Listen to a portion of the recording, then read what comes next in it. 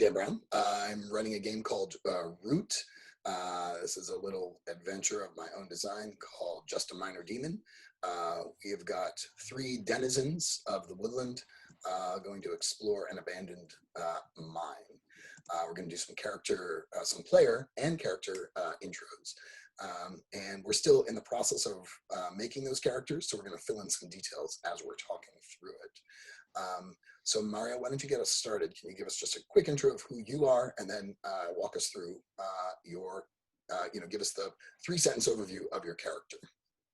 Yeah, hi, I'm Mario. I'm here from Germany, so yeah, and I like to play Root with you guys. I will have fun, and you will too, I hope. So I play Glenn, who's a fox. He's a scoundrel, and yeah, he calls the forest his home, and he's a little combative, so he wants some action, I guess. Fantastic. He, as a scoundrel, he likes kind of destroying things. It looks like. What was the last thing he destroyed? Maybe a tavern he visited and he got into a fight, so he left it and it was destroyed after because he placed a bomb or something. I love that. And you say he's combative, which is great. Any idea, maybe there was another fox in that tavern that he got into a fight with? What were they? Makes sense, yeah. Fighting over? I think we gambled and we both cheated. So yeah, that was a perfect reason to get into a fight with each other. Yeah, it was almost like they wanted to get into the fight. They were cheating on purpose. Yeah. Into the fight. Fantastic. Great. And why don't you tell us tell us the weapon move that you've chosen for Glenn? I chose Vicious Strike. Okay. Which I think means that, let's just take a quick look. You can cause someone very serious harm with a single strike. So okay. Hopefully we will be able to make use of that. Great. Welcome Mario and welcome Glenn to the woodland.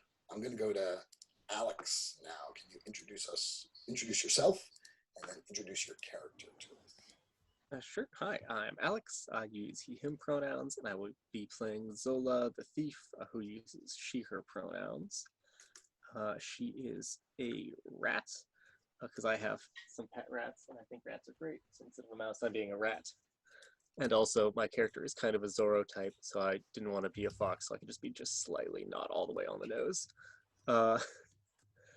So I became a vagabond because I'm on the run from the law. I think of myself as like sort of a culture hero, like, trickster figure, helping the people and rebelling against authority. I don't know if anyone else thinks of me that way, but that's like my self-image. And let's see. So I have a rebellious nature. I like to purposefully provoke figures of authority into retaliation. I have freedom and ambition drives, so I want to free denizens from oppression and look good with some faction, I guess. Yeah, I'm good at acrobatics, hiding, sneaking, and sleight of hand, and I have the parry weapon skill with my staff. Fantastic. One of your drives is freedom. Yeah. You are excited about freeing groups of denizens from oppression. What was the last time you attempted and maybe succeeded or failed to free a group of denizens? Yeah, I think maybe I'm an enemy of the Marquisate, and they were trying to set up like a bunch of military barracks in a clearing where like some of my friends lived. Like they just had a little, not exactly village, but like they were kind of squatting there, and I think that I was like taking offense to that, so I tried to sabotage the like military training they were doing there by like poisoning their soup with mushrooms or something. And I think it actually spectacularly failed because I don't know anything about mushrooms, so like I just made them a delicious soup. Right. There's more umami to the soup. Yeah. Yeah. That's awesome. And as a thief, have you done any key thefts? Have you stolen anything impressive? I think I'm still looking for my first big score as a thief. I think I do a lot of like thief practicing. I can disappear into the shadows and stuff, but I'm like I want to be the type of thief who's gonna like art heist a diamond from a museum, and like there's not really a lot of that on around here. Right. Not a lot of diamonds in the woodlands. Yeah. Awesome. Thank you. Welcome. And Lloyd, let's come to you.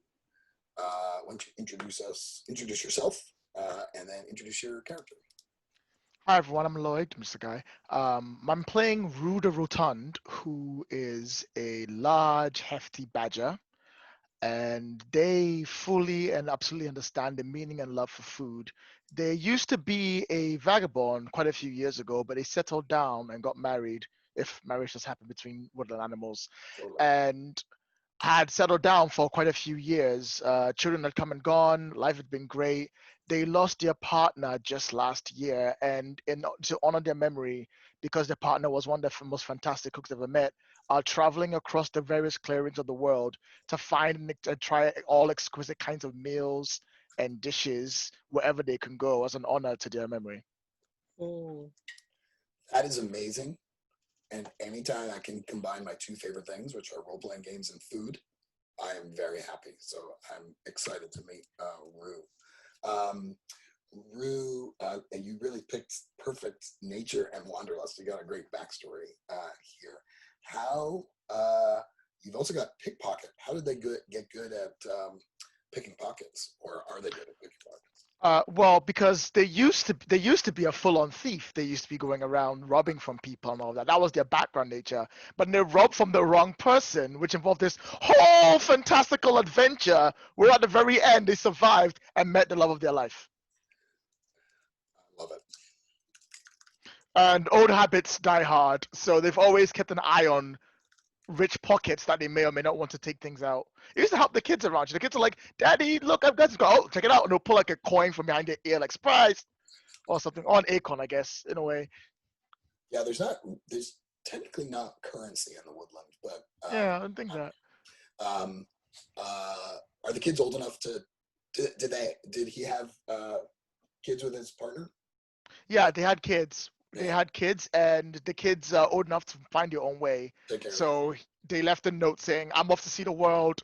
I'll be back sometime later. See you in a bit. Have fun. Don't eat all the acorns." And then they left. There better be acorns when I get back. Fantastic. I look forward to playing with Rue. Very cool. Lloyd, thank you. And all right, so I've made notes about your characters. Let's do some quick connections, and let's maybe just do one connection each and give us some space to maybe add some connections later on. What I like about Root is that in this game, the connections have a mechanical benefit. So if we start with Rue, the Vagrant Playbook calls for a family connection and a watcher connection. And you see when you choose those from the menu in the character keeper, you can see there's kind of a mechanical aspect to it. So, Rue, let's start with you. I'd love it if you could pick one of the other player characters for one of these connections based on your read of Zola and Glenn, what are you thinking? I consider Zola to be family. Zola is like the younger me, Aw. and I can respect that. I'm like, oh, they're like me when I was younger, but less this. So I respect that, and I consider them to be family when I'm traveling with them. I love it. Amazing. I love that. You're like, don't make the same mistakes I did. Or make exactly the same mix I did, but get out of them better. Because it worked out so well, yeah. I mean, like I turned out great. You have no regrets. I love that. So the benefit there is when you, Rue, help Zola fulfill their nature, and she's rebellious. You both clear your exhaustion track. So I'll be interested to see if we can make use of that in this game. Mario, let me come to you based on your playbook. You are the scoundrel. You have two connections. One is friend and one is partner. Okay. Yes. Based on what you know about Rue and Zola, who are you thinking for one of those? Friend and partner.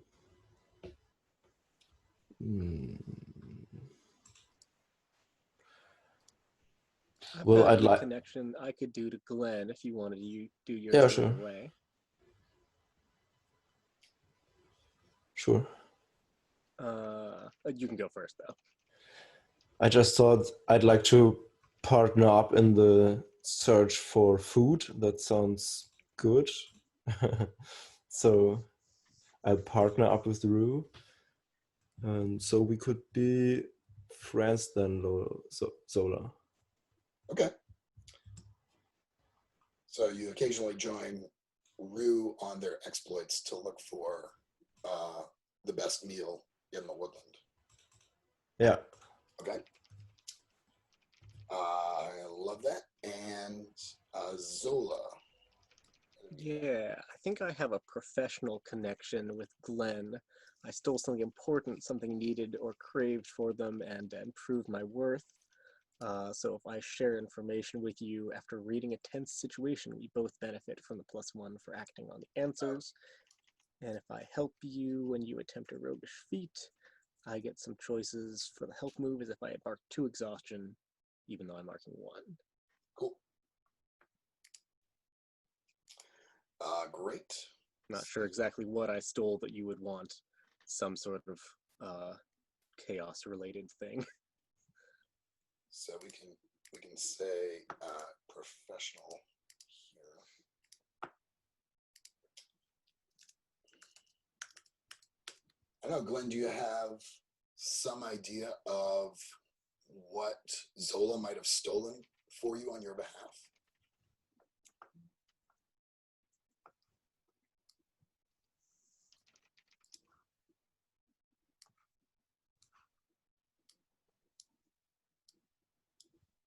Sorry. That's okay. I was asking, do you have, so it sounds like Zola stole something on your behalf. Zola stole something for you to benefit you. Any ideas what she might have stolen for you to help you out? Maybe some explosives or something I needed to MacGyver something for a special situation. Yeah, I love Yeah, that sounds cool. Yeah. Turns out those mushrooms had some explosive qualities as well as perfect flavor. So, all right, friends, this is a great group of characters. I'm going to drop us into some action unless you all have any questions or anything else you wanted to do before we dove into the story. We are approaching the hour mark, so maybe I'll just kind of set up the premise, and then we will take a quick break, and then come back and get going. So each of you, it sounds like you all kind of know each other, which is cool. But maybe each of you got a note at some point from the governor of the local clearing. That has a mine, at least nearby. the governor is actually working for the Marquis Sot. So I know some of you don't necessarily get along great with them, but maybe this is an opportunity to get the better of them. And you've been at your Rue, you've been on the road a lot looking for that perfect meal. If you are Zola, you've been trying to find people to free. So the idea of maybe just going and exploring the mine to see what's going on in there sounds maybe pretty nice.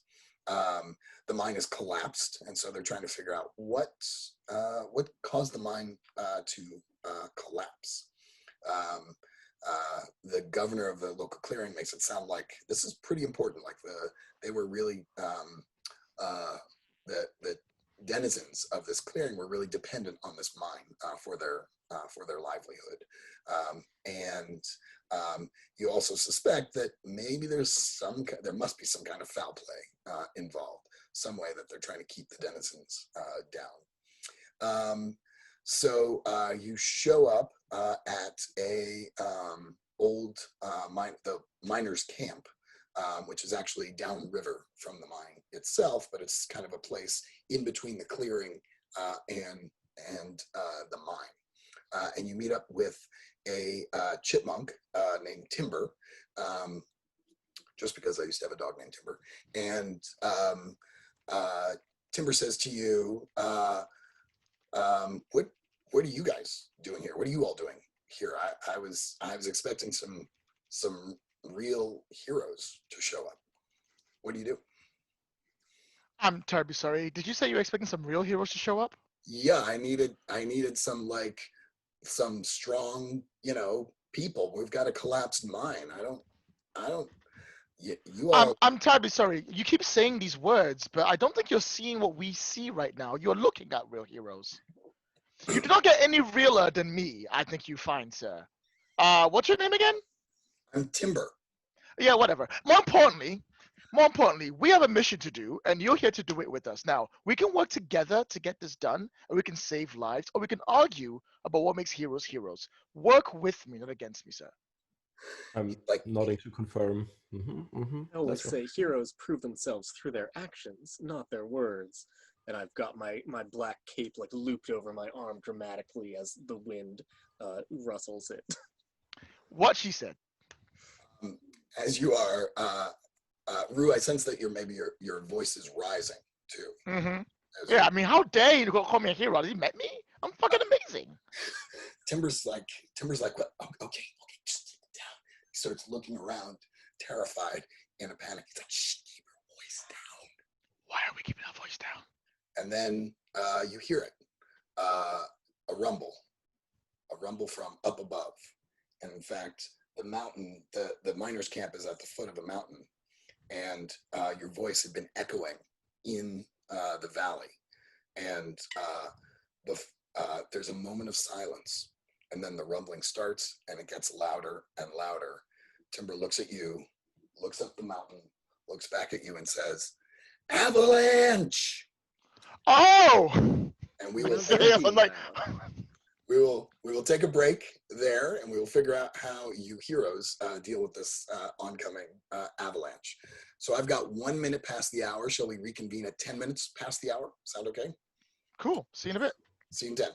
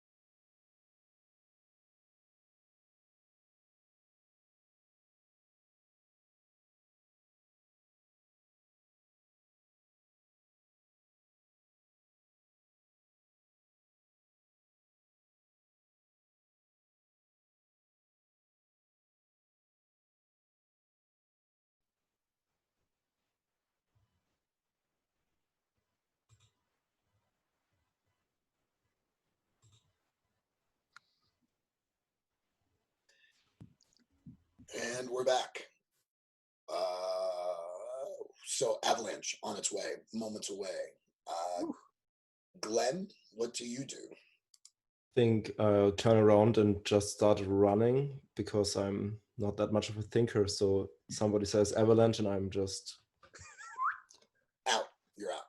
Awesome. And Zola, what are you doing? I'm gonna try and clamber up onto some rocks or something to try and get to higher ground. Not in the avalanche's direction. Gonna Okay. go up and sideways. Okay, great. And Rue? Can I burrow into the ground? Is that an option? Yeah, I don't know. You're I'm like, badger. start digging, make myself a little hole in there, let it fall on top. Be like, safe. So this game, are there any playbook moves that you're thinking might be relevant to any of those things that you all just said? I don't think so, but Well, I mean, I'm trusting fate to get me out of trouble. that's what I was going to say. This game has a move called Trust Fate, which basically is I'm going to try something and see if my luck holds. Lloyd, I don't know if you got into our dice roller. Do you see the link in the chat? Post it again. Help me. There we go. The link to the dice rollers in the chat. So, but let me start with Glenn, since you said you're going first. You're running. Trust fate is when you trust fate to get through trouble, roll with luck. So that means you're going to roll 2d6 and add your luck score. it's perfect because I'm a lucky guy. Depending on my stats, of course. So roll. Okay, it's a total of 12. Okay. So what does this running, fleeing look like? What is it? How do you get away, in fact? Well, I'm just really fast, I guess, and I look behind me and I see the avalanche, and then I get away from it, and maybe when I'm sure that it won't catch me, then I stop a few meters after. The nice thing about a 10 plus on this move is that you have a fleeting opportunity. So I'm going to let you think about what maybe opportunity Glenn finds himself with, and ask Zola, are you also trusting fate in your getting to higher ground? I think I am going to be attempting a roguish feat of acrobatics because that Perfect. includes adept climbing. Love it. Love it. Okay, great. So you'll be rolling with finesse. Yeah, that's a +3 for me because I'm a master thief. I got a, 9 plus 3? 12. Okay. Well done. So you achieve your goal. So help me understand what this looks like, in fact. The avalanche is pouring in. Where is Zola? I think, with my clever, dexterous, ratty hands, I just sort of go swarming up the cliff with my black cape billowing dramatically behind me. And I just end up well above the line where the rocks or snow or whatever it is coming down, and I'm just sort of looking down like, well, that was easy. Very cool. And Rue, it sounds like you're also trusting fate. Trusting fate. Here we go. And fate says I should get a 9. That's awesome. Your luck is 0, I guess. Yes. Mm-hmm. You scrape or barrel through. The GM will tell you what it costs you. You were burrowing down, right? So what does that? What does that look like? Tell me exactly what Rue was. Well, because I'm a badger, I like burrow with my face first, and my hands like digging through. I've got like a pan for a helmet, so I fit it properly, and I put my head down. I'm just like, and I'm digging. I'm like throwing the dust behind me to block the path behind. Awesome. I love it. I think what I'm going to say is that let's just make this simple. I think it's it's going to make you tired. You're not used to having to dig quite so fast. Mhm. You've been mostly spending your days sampling food and drink, right? So, Understandable. so why don't we mark exhaustion? So why don't you mark one exhaustion? No sweat. Cool. So you've all gotten away. I'm picturing Rue is kind of underground. Maybe some rocks have sort of tumbled down on top. Glenn has sped away. Zola's climbed up to higher ground. Timber, meanwhile, is that chipmunk. He's kind of, he also got away. You actually see him pop up from some of the debris that's come down from the avalanche, sort of brushes himself off, and he's like, fine, you're hired. The mine is downriver. Glenn, you afforded yourself a opportunity. Do you have a sense of what that opportunity might be? Mm, maybe it was an opportunity to spot something interesting, maybe something that caused the avalanche or anything else what's near me that might help us or something like that.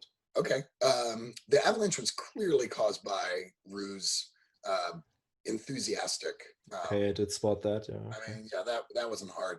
But maybe before the avalanche started, you caught a glimpse on the desk of correspondence, not just from the Marquisate, but also from the Erie. So you're thinking maybe Timber, the chipmunk, is playing both sides here. I don't know what that means. We'll find out. Okay. Wow, time flies when you're rooting. Let us head down the river.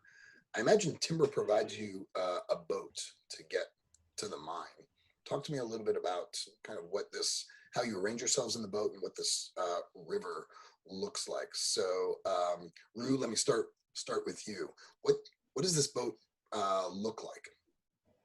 It's a barge kind of boat, mostly Okay. flat all the way through, pulled together by various types of twigs and trees, tied together, but straight enough, expertly enough that it keeps going. So it's like a bundle of logs all the way through, but not logs, more like tree branches that are stretched out best they can, and it floats and bops on its way. There's enough space on both sides for a long stick to push you along as best as you can, and a space in the middle for me to set up my second breakfast. So you are not the one who's pushing the barge along. Oh, I'm far too old for that. Like, come on, the youngsters can do this, right? Surely, surely. I'm an old badger. Life is hard. Middle where I just got to capture. I can set up second breakfast. And Zola, what are some of the? Describe the river to me. Is it kind of smooth? Is it rough? How wide is it? Give me a sense of what we're looking at in terms of the river here. I think it is wide and smooth, so it's kind of like a slow-moving, lazy river that we're poling down, and it'd be the one you don't want to ford in Oregon Trail because it's like you'd have to take a while to get across it. So it's pretty wide. Yeah. Okay. And is Zola familiar with this river? Has she heard of it? Are there any rumors about this particular river? I think there are. I think there are rumors that the river is haunted. People hear like weird noises around it at night, and occasionally boats just disappear. It's haunted.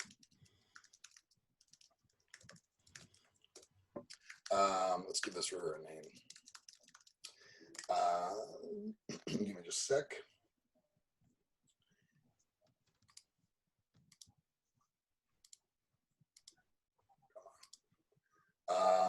Well, it's named for the nearby clearing, so we're going to call this Pinehorn River. And are you pulling down the river? I mean, obviously, Rue is no help here, so. Sure, I'll help pole. I think I'm in front, so I'm doing the like guiding and like pushing us off of the occasional rock poling, more so than the actually putting muscle into it poling. Cool. Glenn, tell me a little bit about kind of what lines the sides of this river? What are some of the vegetation that you see along the sides? I picture a lot of trees and maybe, yeah, well, you said the river is smooth, so, but maybe there are also some or a lot of rocks that we cannot dock at every position. So it's not that we can. If there would be no, if there were trouble on the river, then we can't evade it because there's no space to get on land here. Yeah, the banks are the trees come right up to the river and it's very dense along the edge of the river. Is that what you're saying? Yeah, and because it's haunted, maybe it's also foggy, and so I'm standing there and staring into the distance and try to, yeah, well, see something. That's great. I'm thinking that as kind of calm as the river is, that there are these rocks. So you occasionally kind of all have to kind of get out and maybe lift the barge over or around the rocks. I mean, I sense Rue doesn't do any of the lifting, but supervises. I'm so old. People, you gotta help me. I'm so like I'm just trying. I'm here to lead by example and also to watch you do all the hard work. It's very important we do this together. I mean, Rue, you have a very important job of watching the food. Like someone's got to take care of the food, right? No one's gonna make this solar pie if I don't make the solar pie. As you've kind of made your way down the river, you hear Timber shouting something to you, like maybe he was trying to warn you about something, but it was too hard to hear.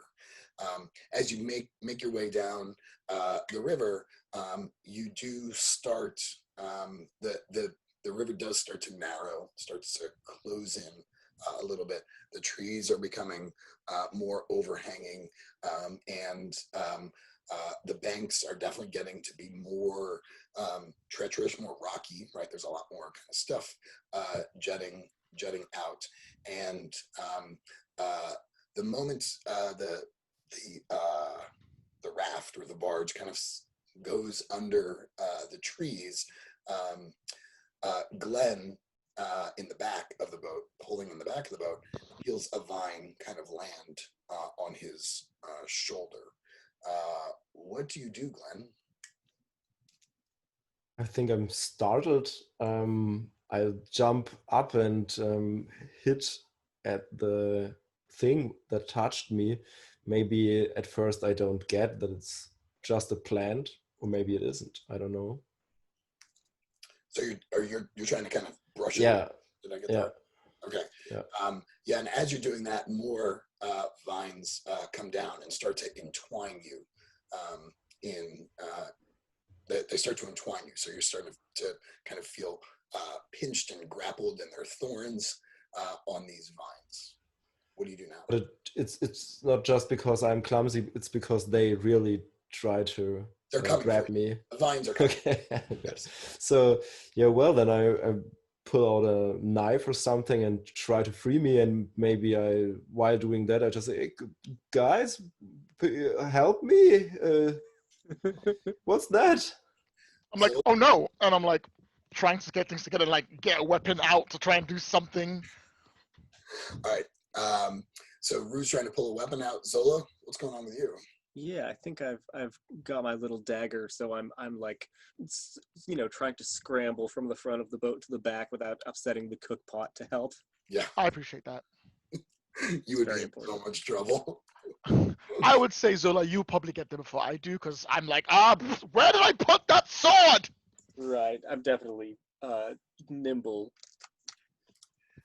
So let's do this. There are basic weapon moves. Those are colored in kind of reddish, pinkish, orangish on the basic moves tab, and then all the special weapon moves are in green. So if you are if Glenn, you're using your sword or knife on the vines, you are engaging sword to sword unless you have a special weapon move that you would like to use. No, not yet. I don't think that striking, or what was it, a vicious strike is adequate, right? No. Engage sword to sword. Okay, when you engage an enemy sword to sword at close range, roll with might. Yep. Okay. I think I have a special move, or a playbook move.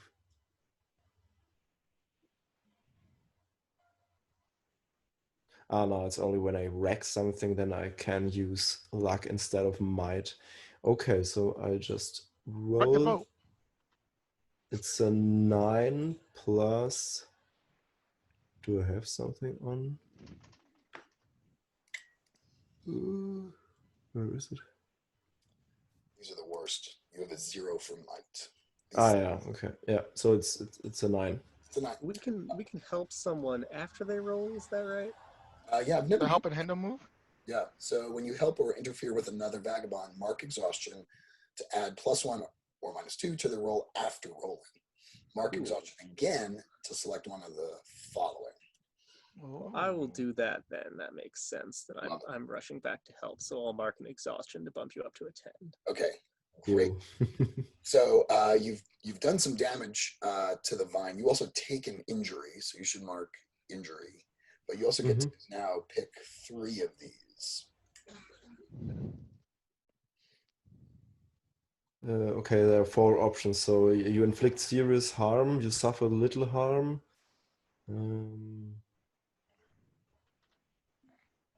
Well, you impress, dismay, or frighten your foe. Yeah, I think I can't shift my range. Yeah, I think the vines are not really, not really impressed or dismayed or frightened. But I think you've taken care of these. But I'm worried now because I feel like maybe Rue, the vines have started to come for you. So the vines are now wrapping you up. What is this nonsense? What do you do? Well, I'm wrapped up. This is disgusting and I don't like it.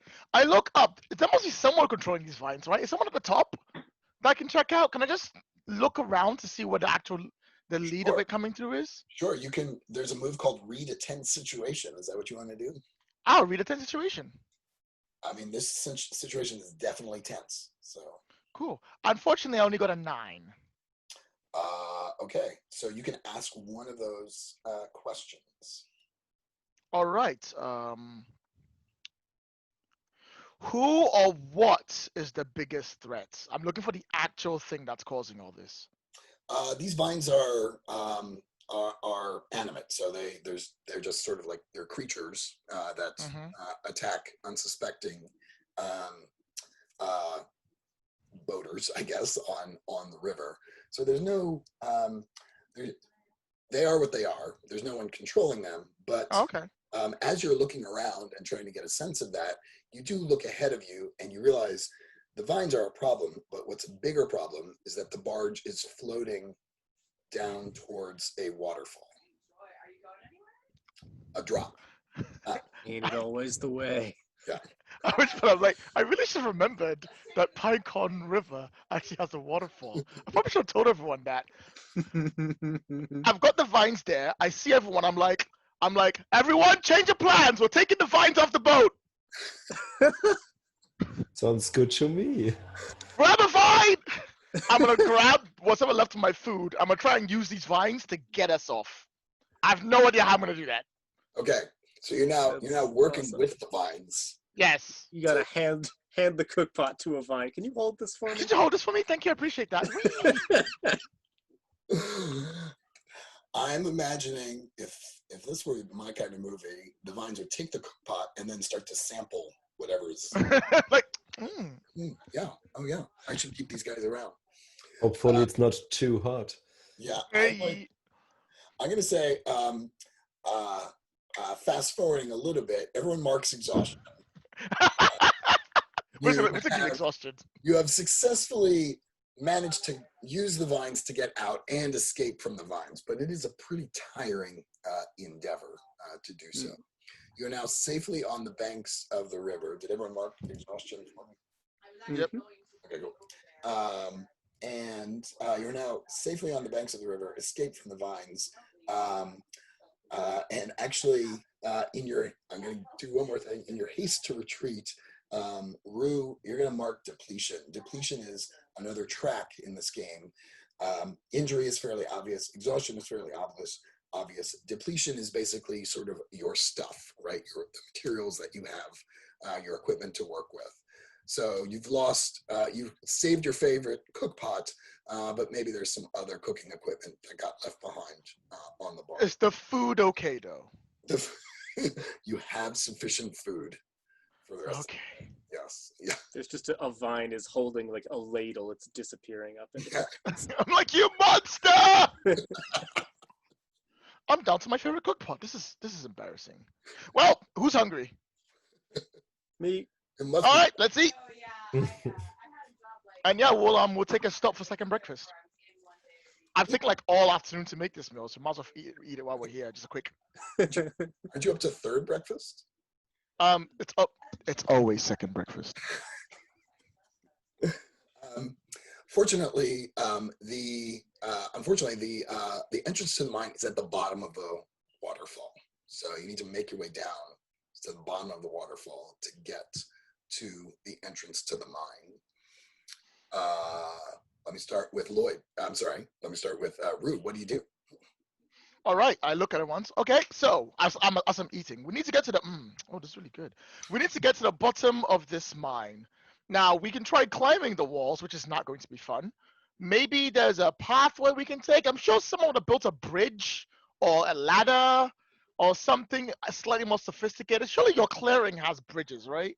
And I'll look around trying to see if there's like a way down that is a bit safer that we can take. Okay. And Zola, what are you doing? Let's see. Probably the same thing, honestly. I'm like, it must be really hard for these miners to get any work done if they're having to jump over a waterfall at the start of every workday. I mean, I don't know. It could be really tough miners. So maybe they've already set up kind of a ladder or a path to get down there. Yeah, I like it. And Glenn, what are you doing? Licking my wounds, but yeah, also enjoying the meal. And then I think about, well, there's nothing to fight right now.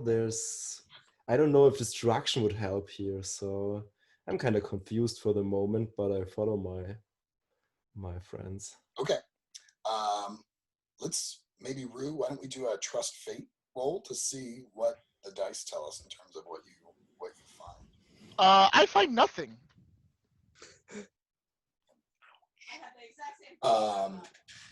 Yeah, there's no or actually let's do it like this.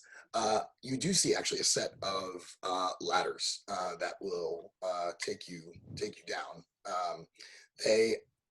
But just by luck, they are on the same side of the river as you. So in fact, you do see ladders kind of on both sides. You're kind of looking over the waterfall. You see ladders on that side. You see ladders here. So you're like, oh, this is how we get down to the mine. Even better luck, the entrance to the mine is really right at the bottom. So it should be just a short jump, a short climb down the ladder. Who's going? Yes, Rue?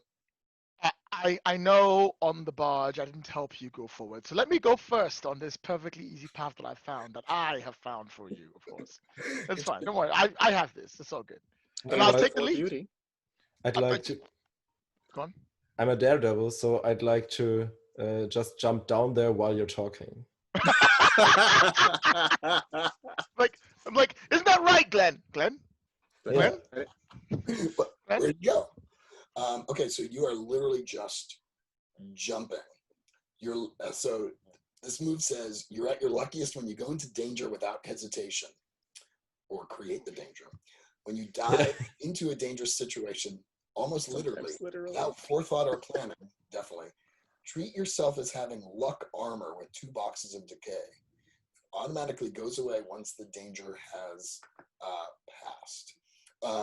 So I feel like you are trusting fate to save you and you fall down. So why don't you trust fate and let's see what happens. Definitely. Ah, very Nice. good. It's Nice. 2 Mm. plus 2 equals 4. So, well, luck armor incoming, I guess. Yeah. So, but you dove in. So this was going to cause 3 boxes of injury, but because you had your luck armor, it will only cause one box of injury Okay, to you, and your luck armor is now gone. obviously, yeah. How to describe this landing to me? This botched landing. Yeah, I'm out of sight. Then you hear just an ouch, and then I'm okay. It's all good. Nothing happened. You can come down here. Maybe just don't jump like that, because it's a thing only I can do, of course. Right. I look over at Zola like, what just happened? Wow, he really is a daring hero. I'm just gonna go. I'm just gonna let her.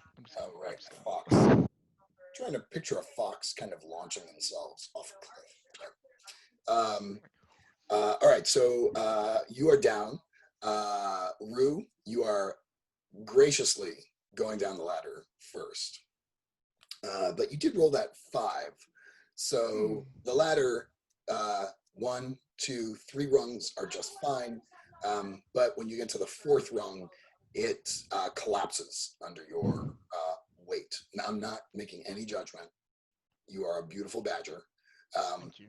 But the ladder was just not very stable. God, catch me! God, catch me! But Glenn, are you going to try and catch a falling badger? Glenn, are you with us? Are you going to try and catch a falling badger? You are going to try and catch a falling badger. I sure am. I'm kind of limping right now and trying to get my foot to work. You're gonna die when he lands on you. If something falls down to me, I'll catch it. We'll never make it into the mine. Look, I'm such a mess. I'm so sorry, everyone. I just keep This is failing my amazing. rolls. I don't know if any of you are old enough to remember kind of the Warner Brothers Looney Tunes cartoons. Like, you know how like when something is falling and the character is like running around Like, Yeah. trying to line it up. That's what I'm picturing this fox doing while a badger is falling. Correct. Falling. Look, I mean, we can trust fate, but I think we all know what happens here. So,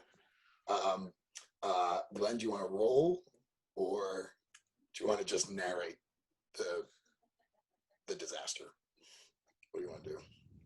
I think I catch him, but I just get I can't stand with him on me, so he falls on me, so his fall is slowed down, but I'm crushed. That sounds right to me.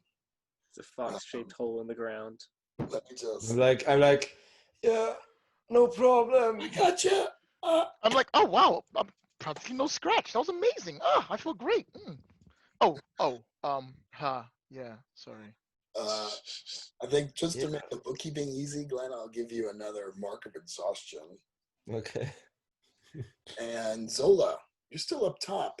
You've witnessed just spectacular approaches to descending. What are you gonna do? Just jump, Glenn will catch you. Easy peasy. I'll just be a moment, I say, as I just climb. I'm gonna climb down the rocks instead of the ladders because I don't trust these ladders anymore. But I am pretty good at finding little cracks to wedge my little claws into. All right. And I will make you roll. You've got acrobatics. I feel like this is sort of something that you as a rat are sort of totally capable of doing. All right, you're down at the bottom. Ladders are for chumps, I say, dusting my claws off. I take offense to that, but I'll expect it. I mean, clearly, right? You can't trust him. I mean, actually, you're point. Yeah. You're right. I can't argue.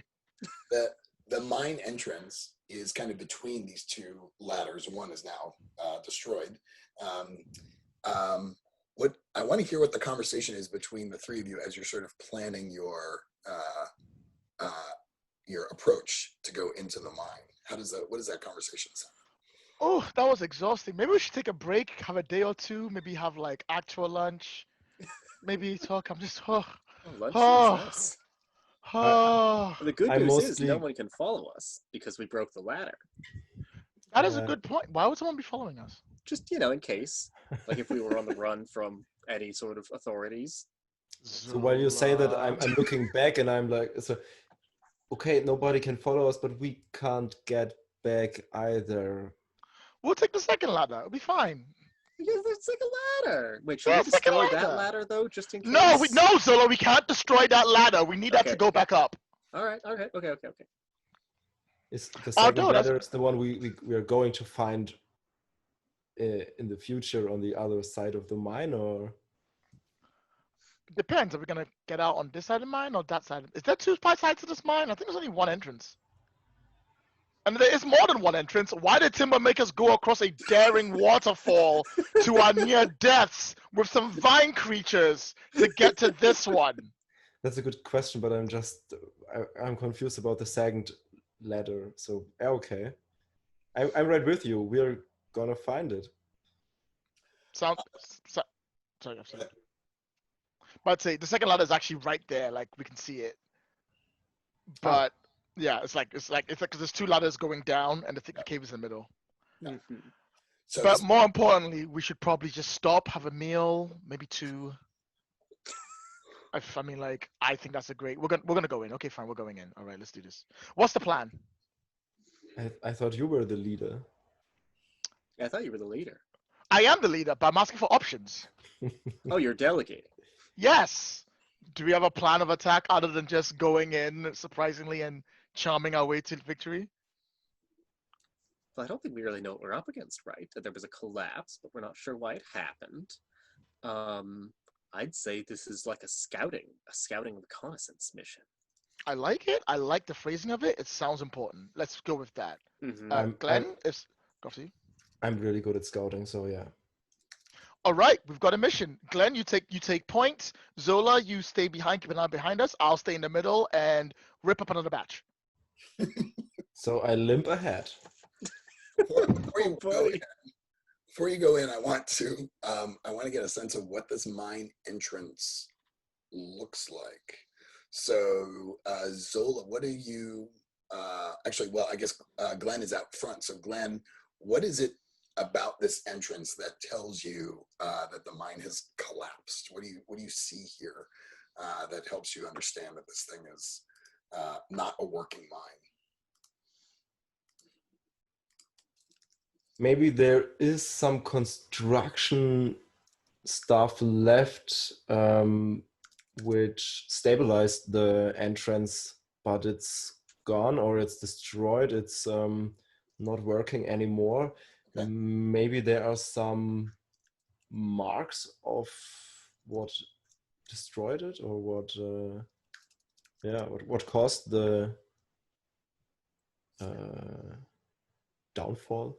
Are you thinking like burn marks or like scratch marks or? Yeah, more like scratch marks or claws or something that just caused it to break down. That's awesome.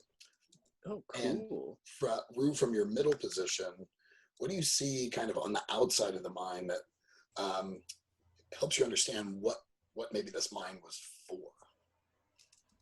As we come towards the mine and start to go in, I notice the edges are not your normal typical barrier down forward. They're very intricately designed and ripped around with like this wonderful etching all the way through. I pause for a second and lean over the side. I can see there's like almost like hieroglyphics of like drawings written down the side. From what it looks to me, this looks like an ancient mine, like a mine that used to be something important. Oh, hold on, my camera just want to focus. Camera, thank you. A mine that used to be somewhere important, somewhere important to a certain group of people who aren't with us anymore. Maybe a former clearing area. Maybe there was a famine and we lost a whole bunch of people. The history of Pinecone is so huge and vast that no one knows what was before and what was after. Whatever was in this mine was something that was important to the people of Pinecone that came before, and we have just gone in there and destroyed it to get minerals. Did has in your travels, Rue, have you seen these kinds of markings before? These kinds of hieroglyphics before? Yes, I have actually. There was because I travel through a lot of clearings, and that's why I tend to spend most of my time going from one part to one part to one part. There were people known as the Maya lurkers, like Maya lurkers. They were like people that lived in the ground and the mud. They were mostly the creatures that used, like, I think they're like salamander styles or Okay. things like that. They were a whole race of people, like a group of people that used to rule around the clearing, well before like any of the dynasties or any of that came back from. These people used to have these like underground hovels that would lead to these mud spots, like these like warm hot spring style mud spots. They were known to basically cleanse and like help injuries and keep them all fit and safe. And also a good place was like, it used to like link down to like some hot springs, some dumb shit like that. I don't really know. I'm just a vagrant. I just travel around. That's And all throughout my travels, I see signs of the people that were there before. The only problem is that no one knows why they aren't there anymore. No one knows what happened to them. No one knows where they came from. No one knows what future came up for them. They were there 1 minute and then they were not, and then we have what we have today. so. And these markings, these hieroglyphs, are Mhm. is the writing system of that extinct people. Did I get that right? Yes. Okay. Yes. In fact, I don't think I know anyone who can read it anymore. Yeah. And Zola, what evidence do you see that someone came here before you? Not miners, but some other group of adventurers maybe came here before you. Cool. I think I see that someone has been like when you're investigating a cave system, they're like scratching arrows and little signs into the walls so they don't get lost. Nice. Did they make camp in front of the mine? Like, are you seeing evidence like recent activity type evidence in front of the mine? Yeah. There's the embers of a fire that haven't quite gone out. So I'm reaching down and like sifting my paw through them. It's still warm. Interesting. Shame they didn't leave any food. They were recently here. Yeah. Cool. Also, they didn't put this out. Bad fire safety, I say, as I'm kicking some dirt over it. Only you can prevent it. Can you tell who this might be? Who is here? Is there anything that gives you any clue as to who might have been here before you? I think I say, yeah, might as well tie it to my backstory, right? Yeah, I'll say, looks like this camp was laid out with military precision. These might have been either Marcus 8 troops or mercenaries working for them. That doesn't bode well. I've never liked the sound of mercenaries. They're always trouble. Aren't we kind of mercenaries No, ourselves? we're Glenn, vagabonds. don't Totally do this. different. Glenn, no, unacceptable. Just don't. We're not Oh. getting paid. I'm Exactly. sorry. We are not? I mean, you're not. Wait, you guys are getting paid? Yeah, I'm sorry. It won't come up again. My face looks damn confused, but yeah. So you enter the mine. You're walking. I've got Glenn out in front. I've got Rue in the middle. I've got Zola bringing up the rear. Zola's pointing out these little scratch marks that clearly show, hey, someone's been here and is trying to mark their way. I've got Rue noting the occasional kind of cultural interest of different hieroglyphs, maybe things that have been destroyed as the miners came through to try and get at whatever they were mining in here. I'm picturing kind of the walls are kind of rough. but also some parts are smooth, where whatever culture had been here before created this den or whatever underneath. And you do see evidence that deposits of something have been removed. You see the occasional mining tools. In fact, it doesn't really look like it's necessarily collapsed per se. Like, you were told, this is a mine that collapsed. Can you go figure out why? But nothing really here is saying this place is unsafe, right? Or this place is collapsed or unstable. So it's a little confusing to you. As you walk along, it's fairly quiet, but then you hear maybe just up ahead someone whispering to themselves. When you get up to them, they are a otter, and you see him just kind of sitting down up against the wall, maybe holding a journal and kind of flipping back and forth through the pages and sort of whispering to himself, kind of going over and over words again and again. You can't really make out what he is saying. What do you do? I'll put my fist up so the others know that they have to stop. And Don't I'm know like, what keep that walking. means, so I just bump into him. Yeah. That was so bad. Same. guys, that otter is insane. He's talking to himself. What? Where? Here. I point at the otter. Oh. We all like poke our heads from the corner, like, what's he saying?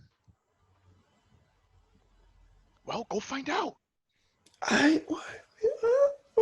Okay. said you could Okay. scout Yeah, you're right. So I'm sneaking up to that otter. Okay. Is there a move for being sneaky? Well, it would be a rogue. Okay. Feet. Yeah, I can do that. I have sneak, I think. Oh, good. I was like, are we sending our least sneaky person? No, you're Nah, good. You're I'm good. You're a super sneaky. I see. yeah. Sneak. Yes. I just had to remember. So you Yeah. roll with finesse.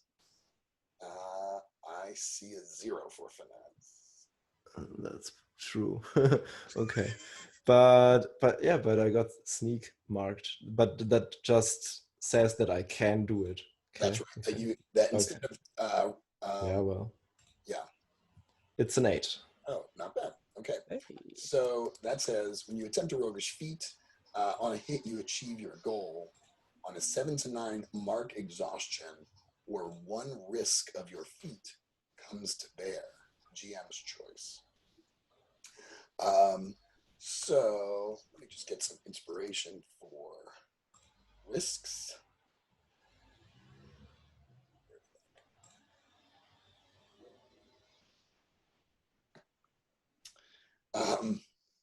I think I picture you doing it like this. Tell me if this works okay with you. That you are like super deliberate about being sneaky. So instead of just kind of quietly sidling up, like you're doing that thing where you're kind of like hiding behind something and doing the kind of very deliberate tiptoeing. So it's taking a long time for you to get over to the otter. What do you do? Actually, let me ask Zola. What do you do when you're watching your colleague here taking so long? I turn back to Ruin. I'm like, so how's that lunch coming?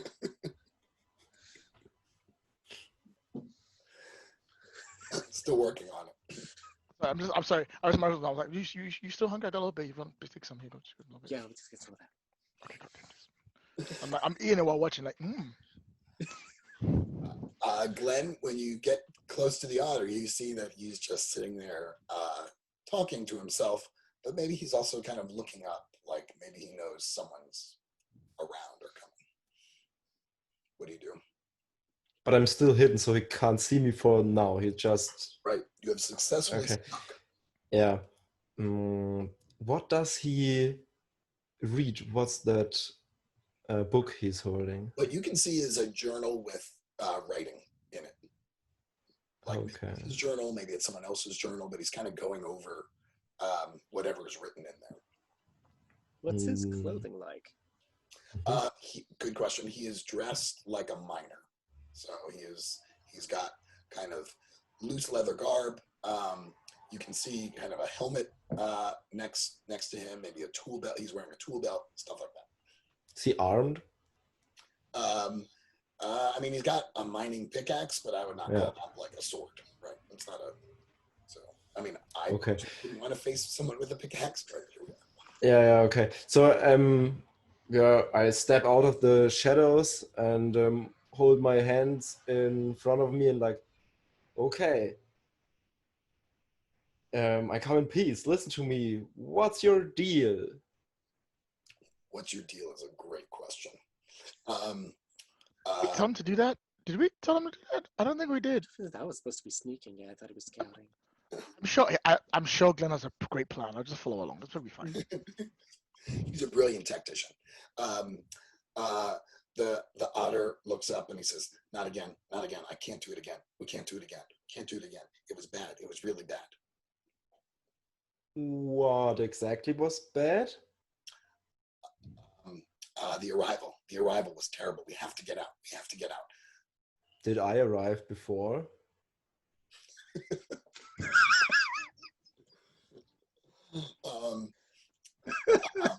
You kind of catch kind of an irritated look on his face. I'm And, mirroring it. and he says, no. The arrival, the big arrival, the arrival that scared everyone. A big arrival. Okay, that can't be me. Must be But that sounds scary. What did arrive? something not of this world. No. What? Raccoons. It's raccoons. The otter says, do you want me to take you to him? Are you here to get rid of it? Are you here to get rid of it? Yes, I think so. We are. And I wave the others so they can come out. What's your name? I'm Edward. Oh, I'm Glenn. Eward. Hi. Let's pronounce it Eward. That's easier for me. Eward. I'm Pleasure Eward. to meet you. If you're here to save us, I am very grateful.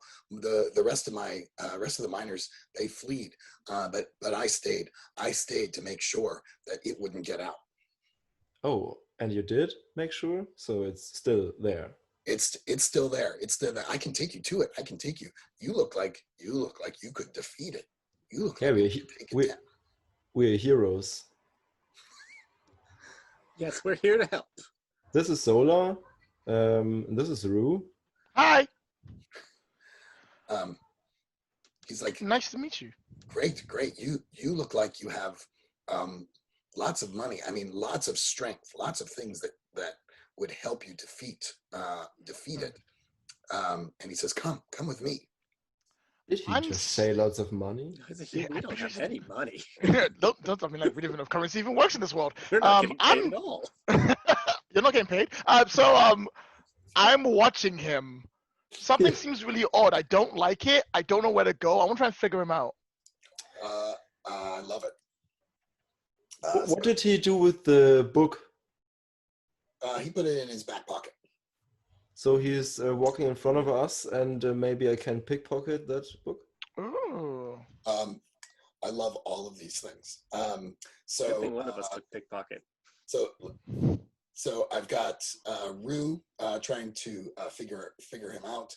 I've got Glenn trying to pick his pocket of his journal. Zola, how are you contributing here? I'm gonna watch behind us and watch our back if anyone's sneaking up on us. Good thought. Okay, great. Well, let's maybe do the pickpocket first, and then we'll do the figure it out. So I assume, Glenn, that you've got pickpocket. Probably not. Time to tempt fate. So you've got to tempt fate or trust fate. Yeah. You might be better at that, though. Yeah, I mean, yeah. The problem is that even the positive outcome is not necessarily great. Huh. How should that roll? Total of 7. There you go. So you scrape by or barrel through. The GM will tell you what it costs you. Barreling through a pickpocketing roll. Yes. So I don't know, Glenn, do you have some idea of what this looks like when you pickpocket him? Well, I just take it, and my intention was to give it back behind me. So I take it and just give it back. So maybe he recognizes, or he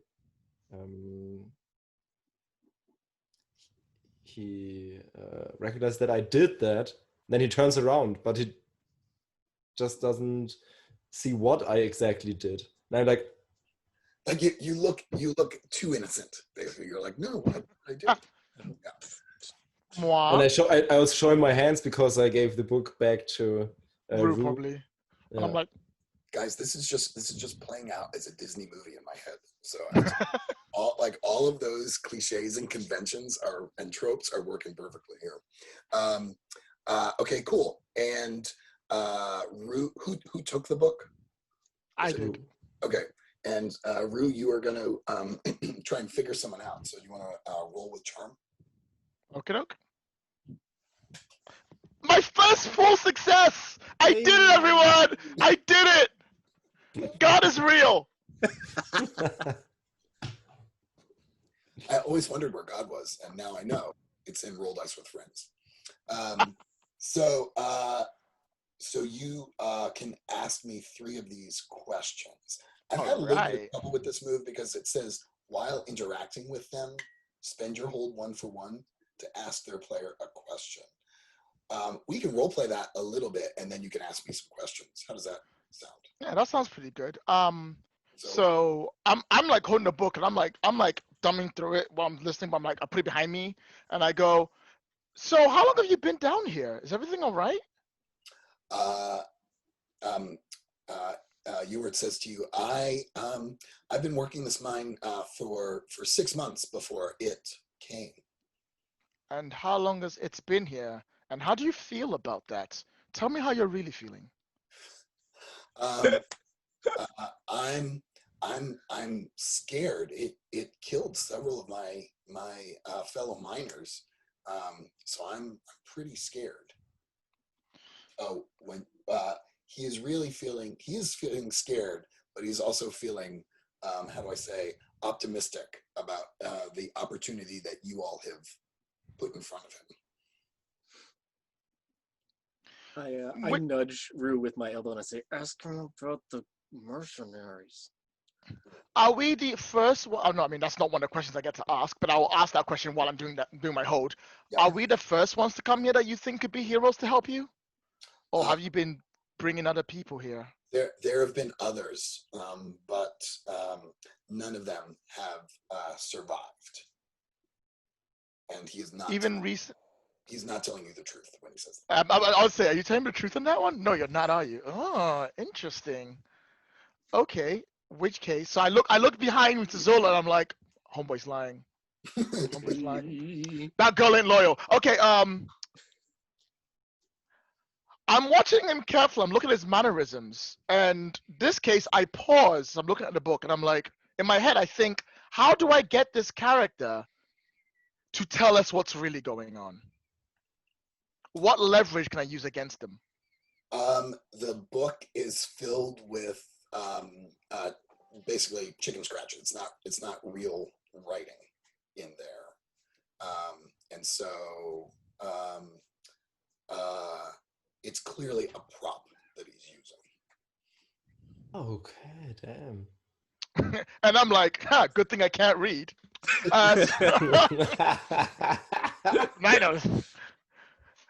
I close it up, and I'm going all in now, so bear with me. I don't know how it's gonna work out, okay. But I close the book and I go, did you learn to be a hero from that book you keep reading?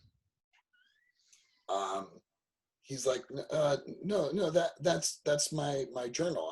I have been keeping careful notes about what's been going on down here. It's information.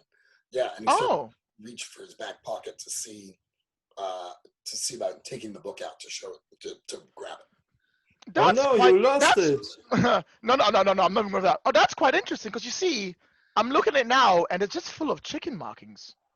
He's like, In fact, I don't reckon anything you have said in the last 5 minutes has been this tunnel is the truth. I think you are scared, and I can see that you're scared, but I can see also that you're being manipulated, and you're trying to manipulate me. I don't take kindly to it, but I will take kindly to the truth.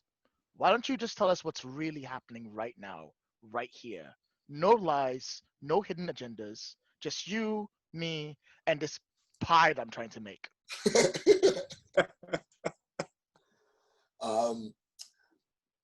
Are you using Pleasant Facade or Yep. really? I'm using my pleasant facade to try and like go on this good side. Oh wait, is that pleasant facade I'm trying to use? I think that's what I'm trying to use. So you can use Pleasant Facade where you're sucking up, butter, like trying to make the. I'm like, you're doing great. Why don't we talk about this together? Nice. Okay, I like that. Let's see. The implicit offer of pie. Or you can just use a basic move, which is still a charm, when you're trying to persuade an NPC. Okay. Whoa, work better in the context that we're in that moment. I feel like I can make persuade an NPC work better, just because this is clearly like spend your hold to deflect their suspicion or aggression away from you, and something or someone else, which I suppose I can make work too. But let's go for this everyday pleasant persuade. All right, here we go. All right. 4, 6. I am one short. This is bull crap. I hate everything. I want to go home. Okay, let's do a help. Help nice. to get that up. I think you just mark exhaustion. I get +2. Oh. +1. Yeah. Oh, +1. Well, if you like. Yeah, I'll take it. So the pie is really heavy as you're lifting it up. So, Rue, you were trying to do persuade, is that right? Mm-hmm. The basic. Yeah. Okay. And Zola, what were you doing to help? I think I ended up not helping, since Rue marked exhaustion to get a +1. Oh no! You mark exhaustion. So I marked exhaustion. Okay, cool. So you were saying, the jig is up. Just tell us what's going on. We'll get out of here together. Yeah. So I sort of melt out of the shadows behind Rue, and I say, yeah, we're here to help. But I'm like threateningly like thumping my staff against my hand. That feels like a threat. Love it. And so total was 7. Did I get that right? Yep. He stops. He sort of looks behind him. He turns to look at you. He sort of looks behind him and says, why? What are you going to do to me if I don't tell you? Can we have like a scene cut where it's just me dunking his head underwater over and over again? Is that he just like just shoving his head underwater, lifting up, just waterboarding him all the way through it? Can we just scene cut to that? I think that works. I think the threat of violence, maybe even your description of that to him, and sort of sizing the 3 of you up now, he's like,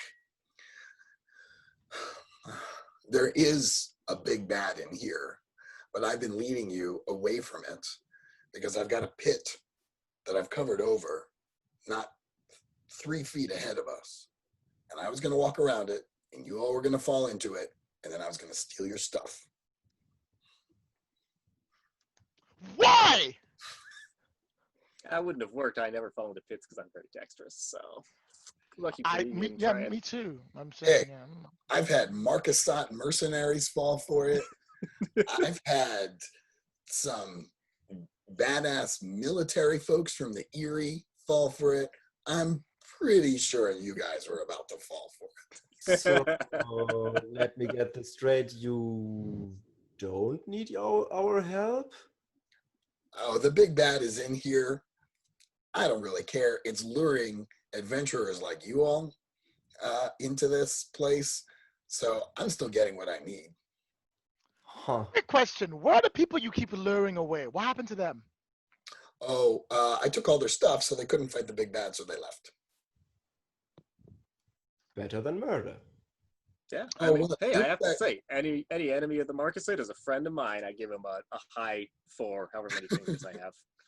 he's like, there was that one group that really just didn't take my bait at all. I don't know what happened to them. And at that point, you start to hear kind of some low rumbling, like growling, but it's also chanting, let's say. And he's like, oh, yeah, there's the big bad now. Look, you guys did great with me. I'm impressed. I don't know if it's going to help you with that thing, but it's just down that passage if you want to take a look, or if you want to try your hand. What is the big bad? This is the thing that that all the Marcasat and the Erie and the Pinehorn, that's what they want you to clear out, because they want Yeah. to reopen this mine, and we can't work this mine if there's a big bad in here. Did you see it? Oh, I caught a glimpse of it, but once was enough. I will be having nightmares for the rest of my life. Thank you very much. And waking nightmares. We cut the scene to me dunking his head underwater over and over. Like, just fucking yeah! Just like, well, I mean, I'd say thank you for the help, but you've been as helpful as dirt. Well, I'll see you all on the flip side. And he walks back up the passage. I suspect another Mark is going to come along any day now. And he kind of walks back up the passage, and he grabs his notebook from Rue as he walks by. Good luck with the scams. So let's take a break. We should do something about. No, what? Don't worry about it. So let's take a break. I've got 12 past the hour. Let's reconvene at say 20 past the hour. Sure, that's right. All right, cool. I'll see you all in 8 minutes then. Okay. Yeah. Welcome back. You are heading down a passage. Noise is emanating from below. It sounds like some rumbling voice, chanting in the background, otherworldly sounds and language, words that they're using. And the passage is changing. Maybe it's starting to look a little bit less like a mine and more like what do they call it? A crypt. And I'm curious, let's start with Zola. What are some of the changes that you're noticing in the passageway? Let's see. I think it's starting to get wetter. Like maybe there's condensation dripping off of stalactites, and there's little pools at occasional bits on the sides of the floors.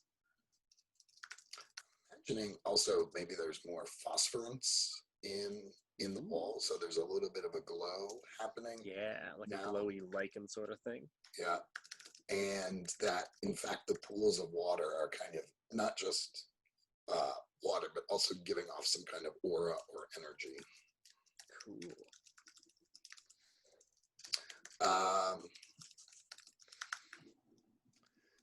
And Glenn, let's come to you. What are you? How is the sound changing here as you kind of get deeper into this cavern? What is the sound feeling like?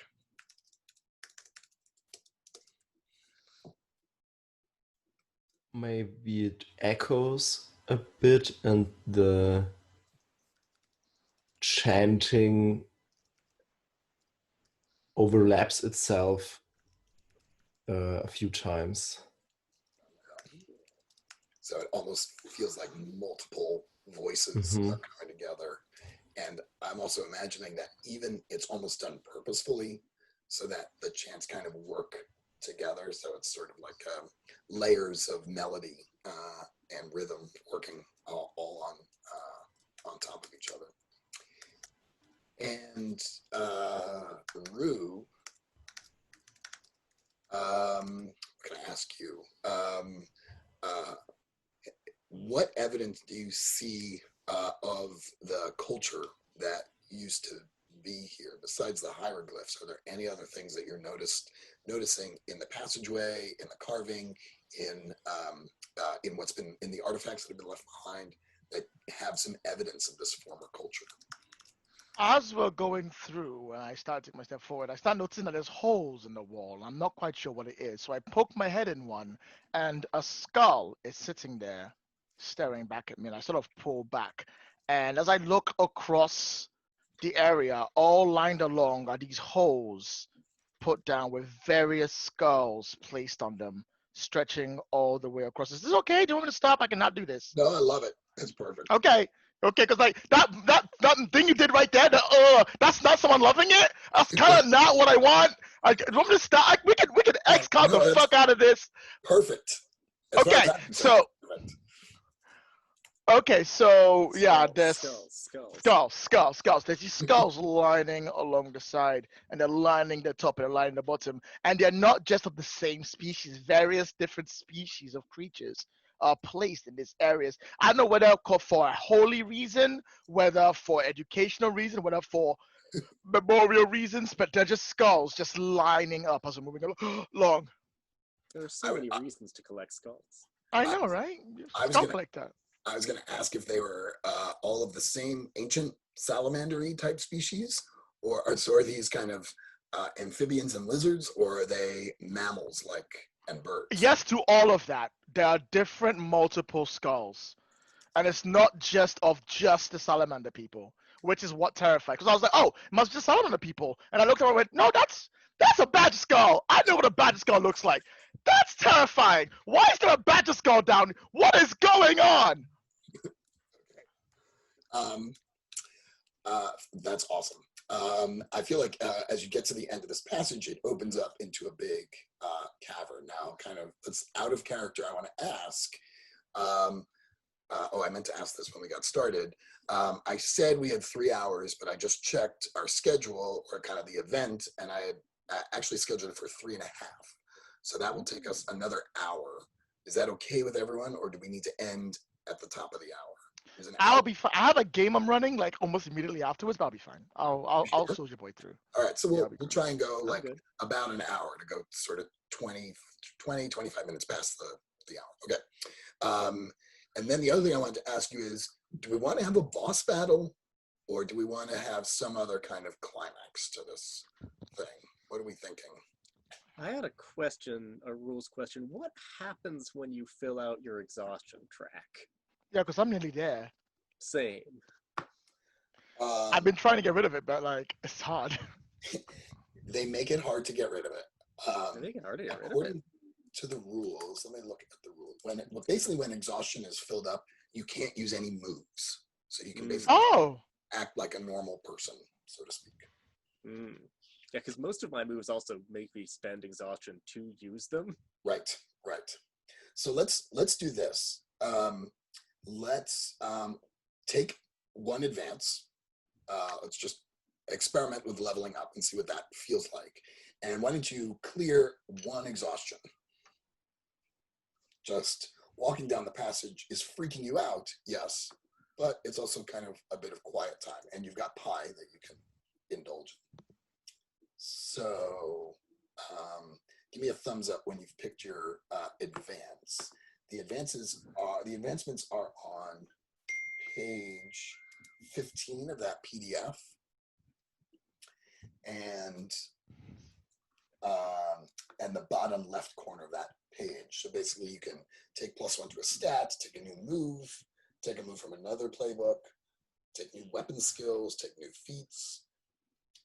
Add 1 box to any harm track, so you can sort of go from 4 boxes to 5 boxes, or take up to new connections.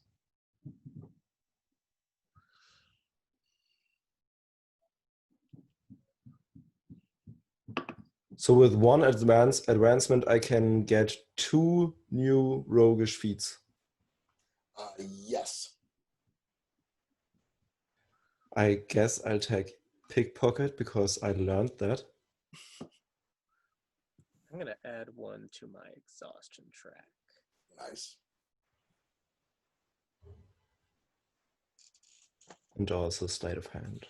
Oh, I'm kind of tempted by the exhaustion hat one, but at the same time, why miss out on more moves I'm not going to use? Yeah, Uh, yeah. I mean, for me, part of this game is kicking the tires on this game. So, like, if there are moves you want to try out, let's try them out. Let's go. Actually, I will just be boring and pick one of my own moves. I'm tempted to pick someone else's moves, but I think it'll take me too long to read through all of them. Right. Yeah. So I'm like, I want to try one out because that looks really cool, but no. Give me 1 second. I'm probably just about to pick one on my exhaustion track. Actually, tell you what, I will take two roguish feats. Okay. Which are I'm about to figure it out. Give you 1 minute. So and the Um, exhaustion track now is clear. you're allowed to. I suggested unmarking one from your exhaustion track. Oh, okay. If you were at more than one, you still have some exhaustion. Okay. All right, I picked hide and counterfeit. Sweet. Actually, no, I picked blindside. It's great. It's cooler. I was gonna say I'm interested in how we're gonna run a counterfeiting scam. I'm like, Little don't worry, is guys. mine. I've got this. Let me just make some new skulls. I got a forgery. All right, yeah, I'm blindside here and for it. counterfeit. But So what is our denouement look like? What does our climax look like? Is it a boss battle? Is it a confrontation with some NPCs? Is it I don't know, some other natural disaster? What do you want to leave? All of those three. I want you to do all three. Yep, no questions asked. I want a boss battle, NPCs, and some natural disaster. You got all three to do. Right, go. you got it. Good luck. I started up a game of Scum and Villainy at my workplace, and my business partner basically makes all of his decisions for his character to try and trip me, the GM, up. Literally, I was like, well, why did your character do that? And he was like, I just thought it'd be harder for you, Dan. I'm like, why are you like this? anyway. Brutal. All right. I'm so glad I recorded that. Okay. All right. So, Rue, you're okay with all three of these things. Yes. And same. Thank you. That's 2 for 2. All right, Mario. You know what to say. Say it. Yes. Wow, done. All three. Let's go. All right. Let me write them down. I'm an old man. So, okay. So we have natural disaster. Mm-hmm. We have boss battle. Mm-hmm. And we have NPCs. Yes. As you enter the passage, as you enter the big crypt, you see the big bad. It looks otherworldly, like nothing you have ever seen before. It looks like a nightmare come to life. It is grotesque. It is, if I may say, traumatizing to just gaze upon it. How does this, Glenn, make you feel when you look upon this thing? Well, I'm just staring. I've never seen something like that before, and I'm just like, what is that? I don't know. You're kind of struck silent. Like Yeah. you can't even. Yeah. Okay. And Rue, how does this? What is your reaction to this monstrosity?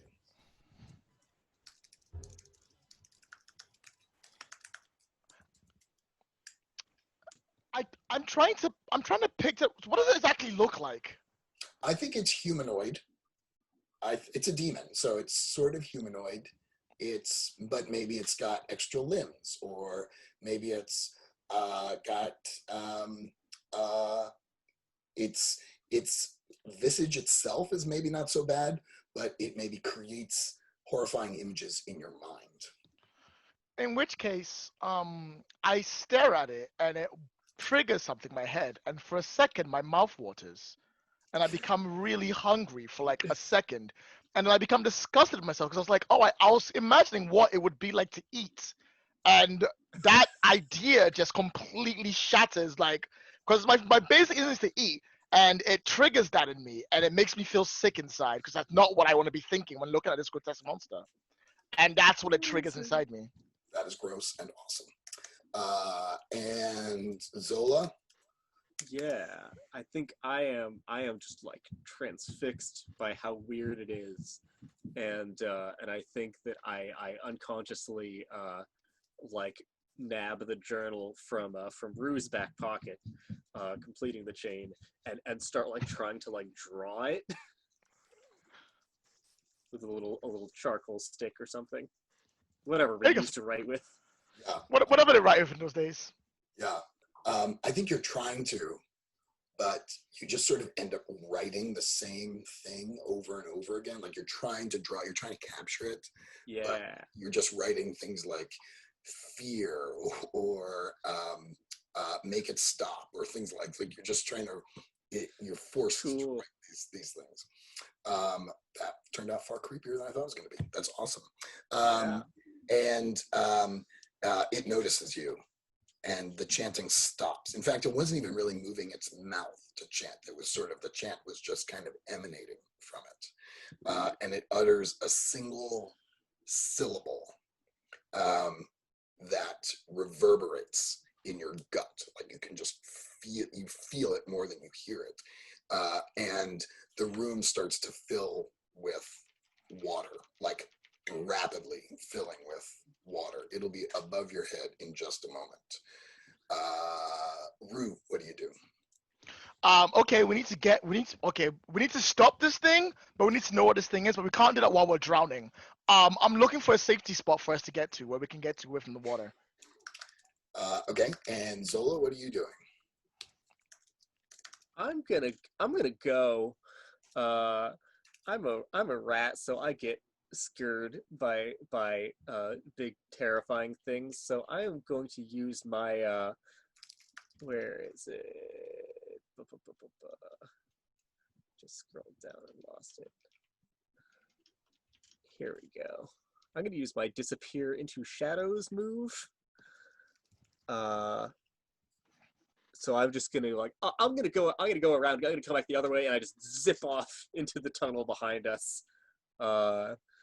So I can remain quiet, move slowly, and hold 1, and then I can spend my hold to reveal myself from a darkened place suddenly and without warning later on. Okay, I'm going to imagine that going back into the passage is fine, but I think the water is going to seep into the passage as well. So you're hidden, you're further up the passage, but you're hidden. Glenn, what are you doing in all this?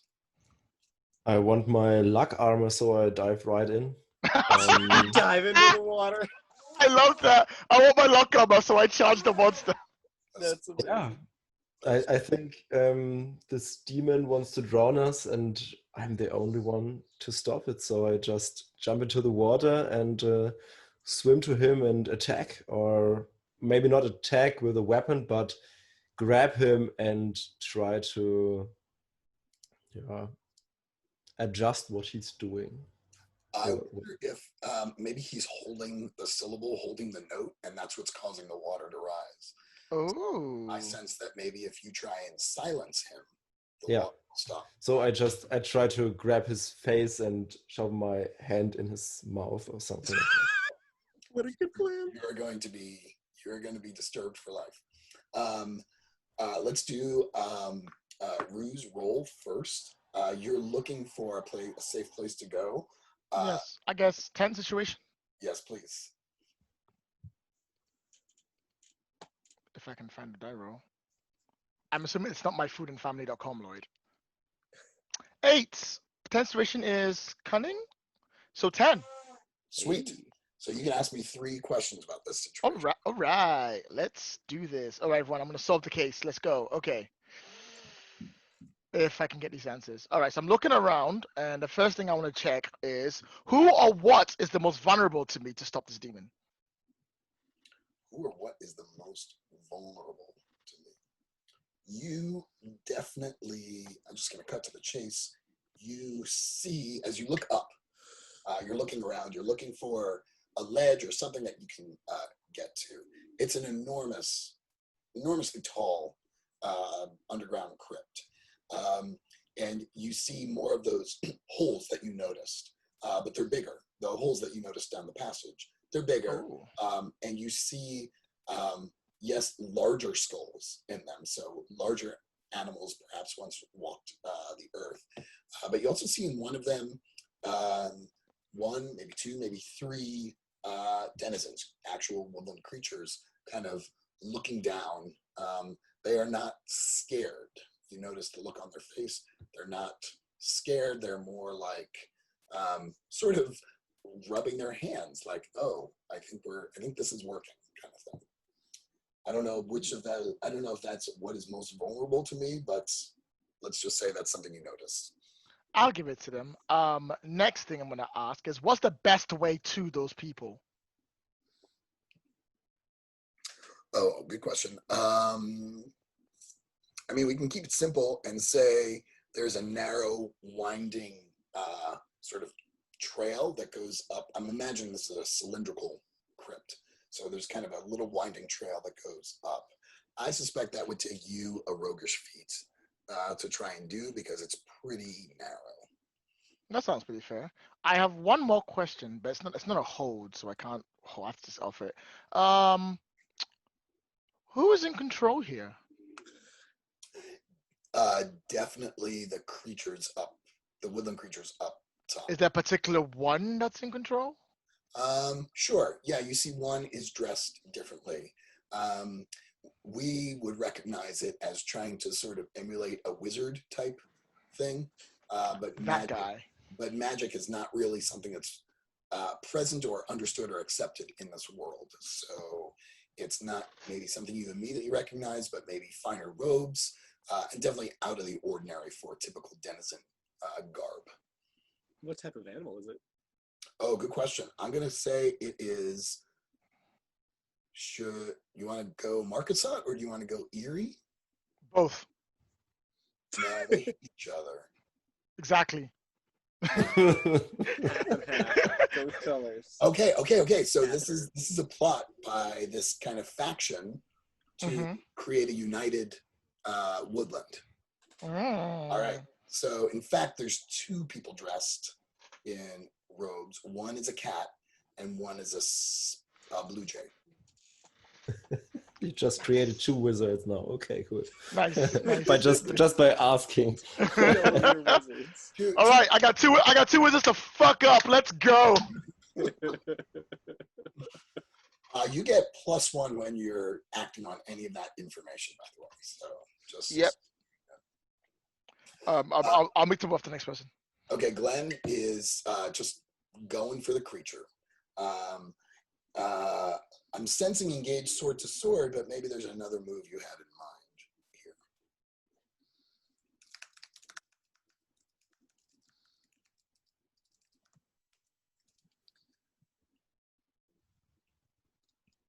I'd trust fate. I think it was more like yeah.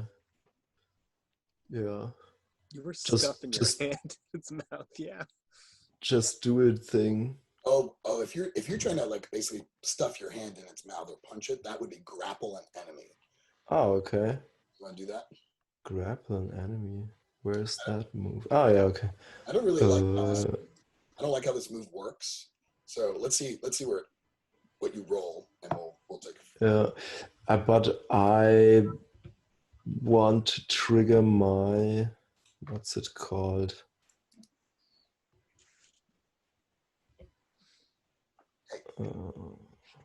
When you use it, is that a weapon move? No, that's a basic combat move. Yeah. Okay, so I can't use luck instead of might. What do you have for a weapon? I thought a sword. Because that one should have an associated weapon move if you took it. You're a scoundrel? Is that right? Yeah. You have a dagger or a crossbow. Oh, okay, then I have a dagger. And you can use Vicious Strike. Oh, okay.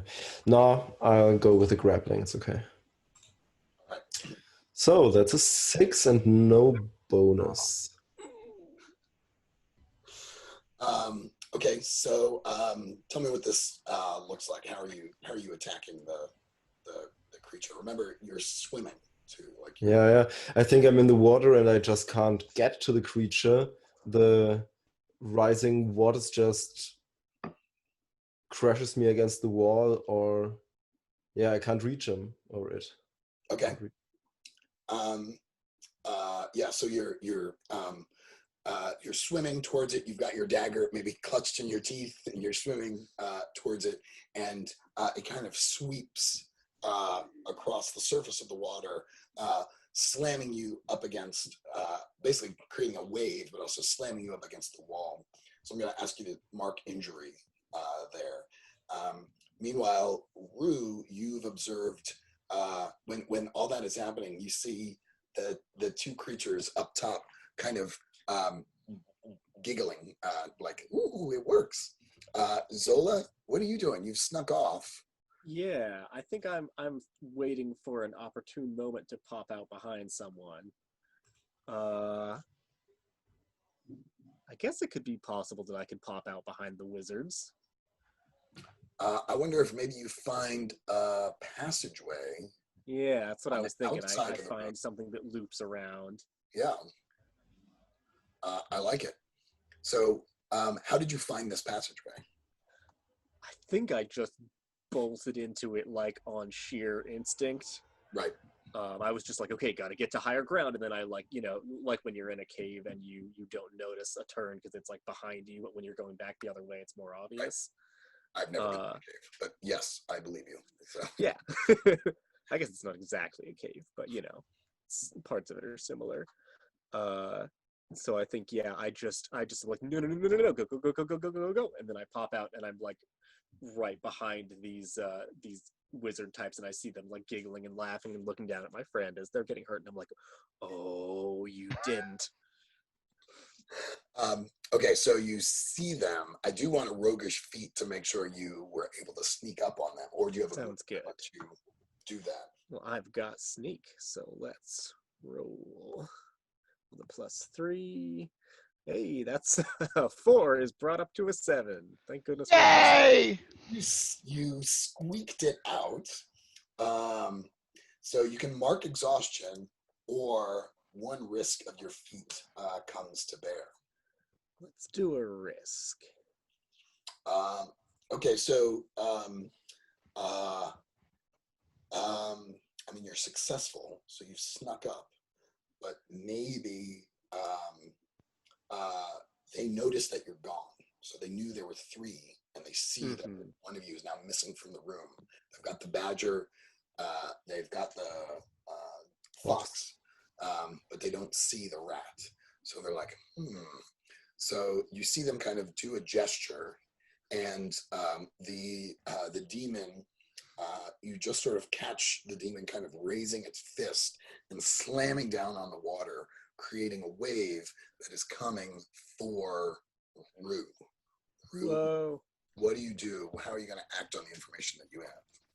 Yikes. I'm gonna leap out of hiding and spend my hold to reveal myself suddenly and without warning, which gives me +3 on my attack roll.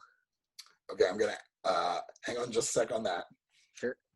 Rue, you've got a tidal wave created by a demon hand coming at you. From my life, really.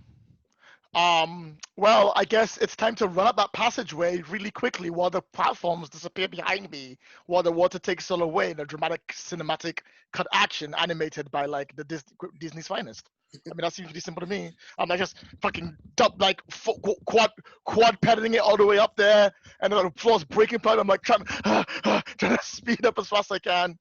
I don't have acrobatics, so I'm going to rely on fate. So you're going back up the passage you came in? Did I get that right? No, I'm going towards. Remember, I found a passage that leads up to them. All right. But spiral. So Yeah. the water's coming, following me while I'm running up in a dramatic camera angle session thing. Okay. Yeah, we're just kind of getting you swinging around.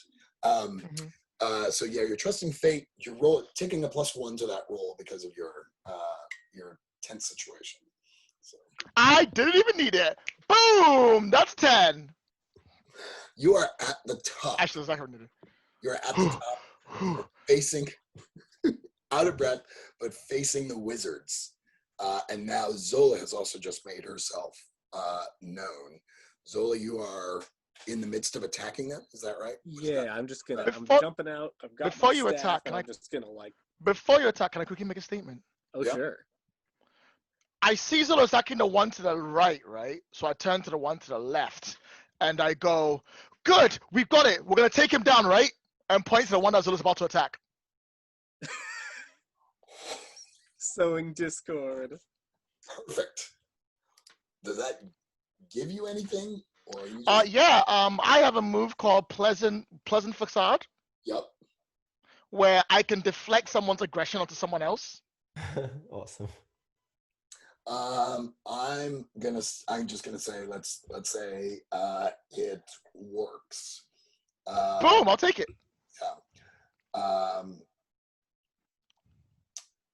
Yeah. So the wizard sort of maybe you say something. Maybe Zola, you're attacking the cat because you hate the Yeah. Marcosat, right? Mm-hmm. Right. And so I mean, they hate me most. you are known and hated among the Marcosats. Right. And Rue, you're talking to the Blue Jay. Mhm. And so you can sort of plant the idea that maybe this one's going to turn on them. Yes, that's the Okay. plan. Okay, fantastic. So the Blue Jay turns to look at the cat. Zola, let's do your combat move. Sweet. So I am. Let me see. I guess I'm just doing the basic roll with might move since I'm just whacking them, right? I believe. Or is there like an ambush someone type move? Hang on just a sec. There's target someone, but that's at range. Yeah, you only have parry as a weapon skill, so it's basically engage sword to sword is your roll. Yeah, I guess that's fine. Since I'm rolling with a plus, I'm rolling with a +3, but my might is -1. So am I rolling with a +2? Do you think? That's a great question.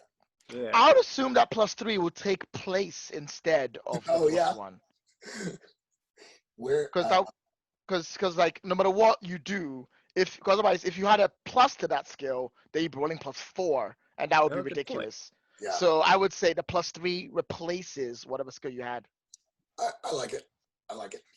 I like that too. Okay, let's roll. All right, I got a 7, which is bumped up to a 10. Heck Sweet. yeah. So pick 3 of those. All righty.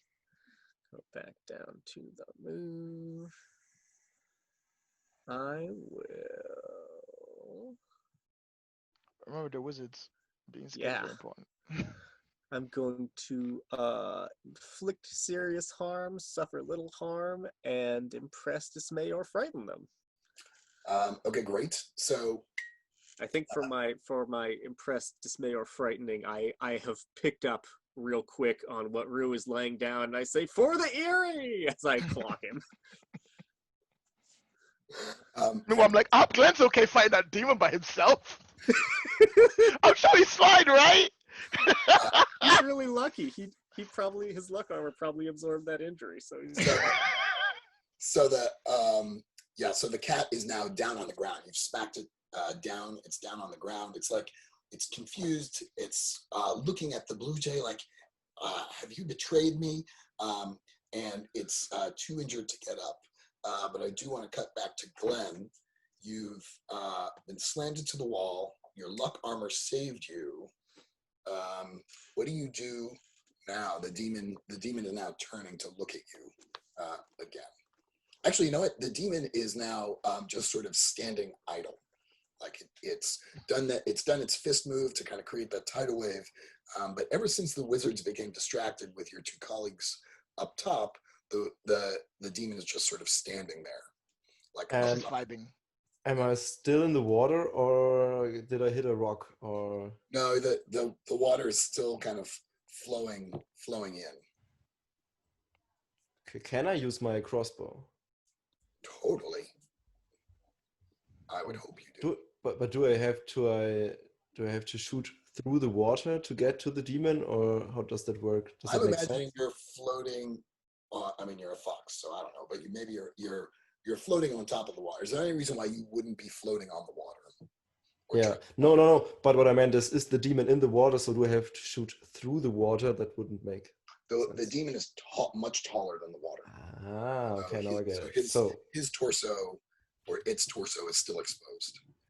Then I still want to hit his mouth so he stops his reverberating voice. Perfect. So now that's a weapon move. Right. So if you have trick shot, you can use trick shot. I don't think there's any other useful. Nope. Or, Vicious strike.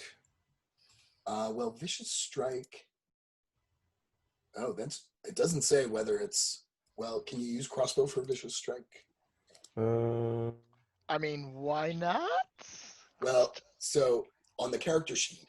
No, it's intimate or close range. Ah, okay.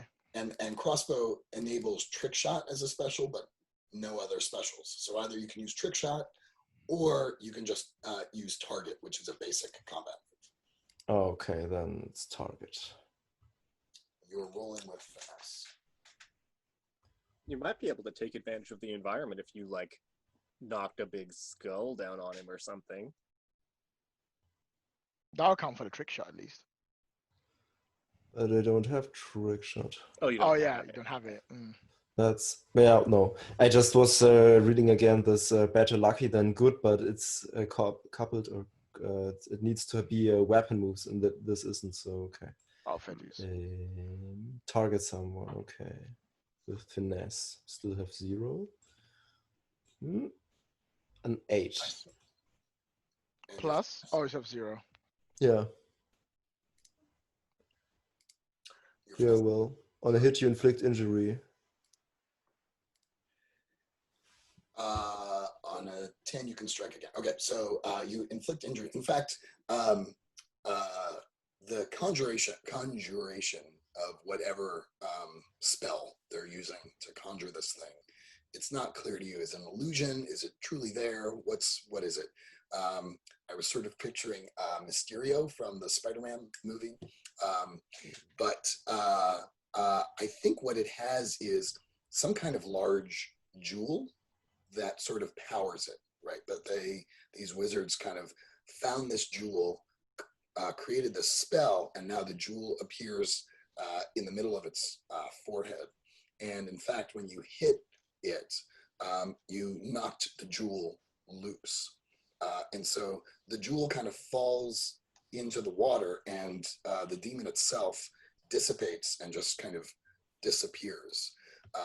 So the demon is now gone. The jewel is falling deeper and deeper into the water.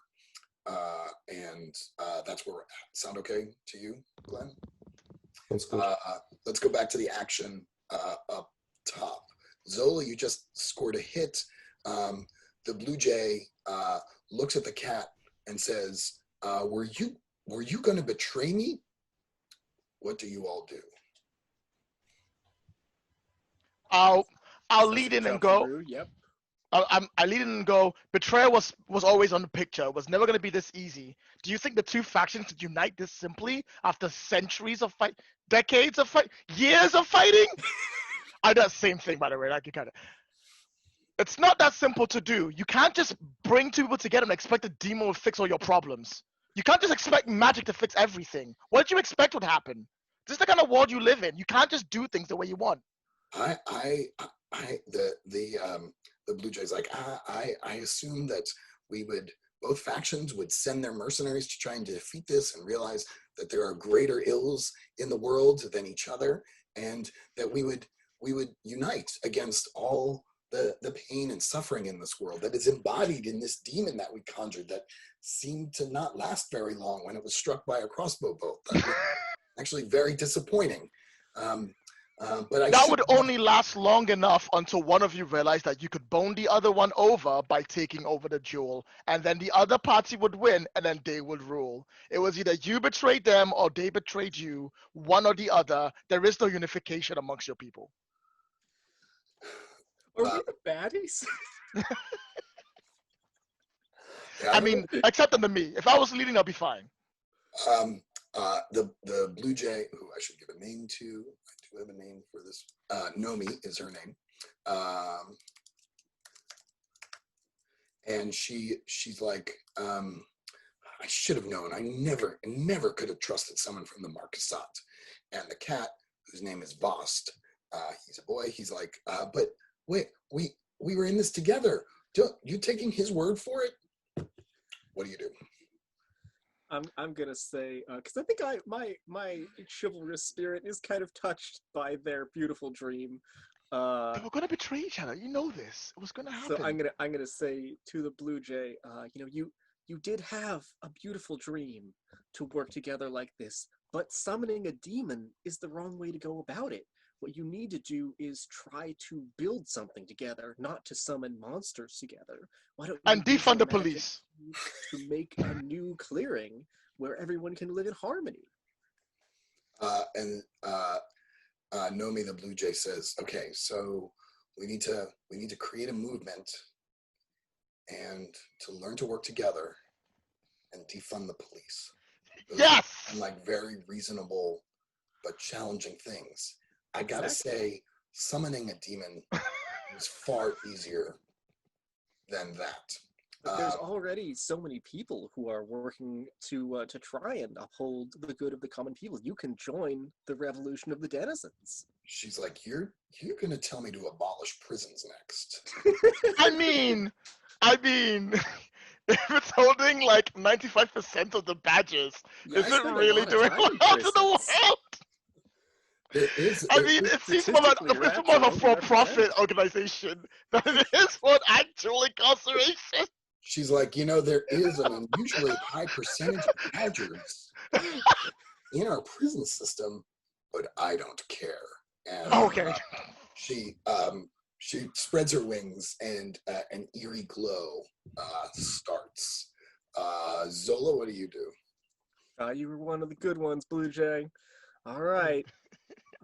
We almost got to defund the police. For a moment, I thought you got them. I really did. I thought we did it. We solved all the problems. Yep. So I'm gonna say, oh, wizard with a dark heart as poisoned as that, your magic cannot touch me. And I'm going to use my rope-a-dope move to dodge and evade her magic to tire her out. Ooh. Fantastic. So you roll with finesse. Yep. Roll them. Oh, God. I got a 3, which I've raised up to a 6. Can I get some help on that, maybe? There's a bit, right, where you're dodging dramatically back and forth and being really cool. And there's a part where you're showboating going, ha-ha! And the blue just like, and I'm like, oh, get out of the way! And I dive and push you out the way as far as I do it. To give you a +1, so I'm marking exhaustion. Thank you. All right, so everybody marks an exhaustion, and the magic, as you move out of the way, the magic catches the cat, and instead, and so the cat has been now damaged by this magical blast, and the cat, whose name is Vost, stands up and says, I've had enough. And he grabs the Blue Jay and pushes her over the edge into the water. And Vost says, I will try to defund the police.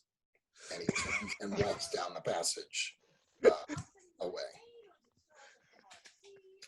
Shall we? I feel like we are done with this chapter.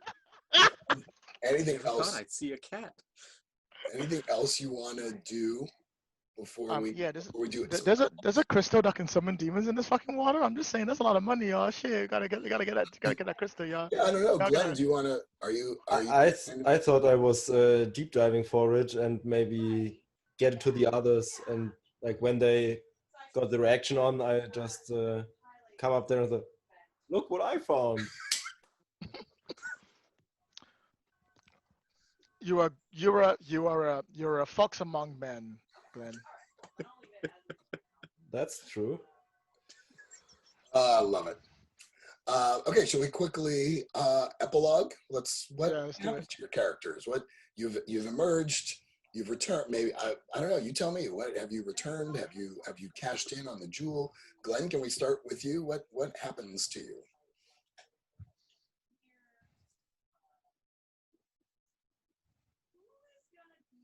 What happens to Glenn?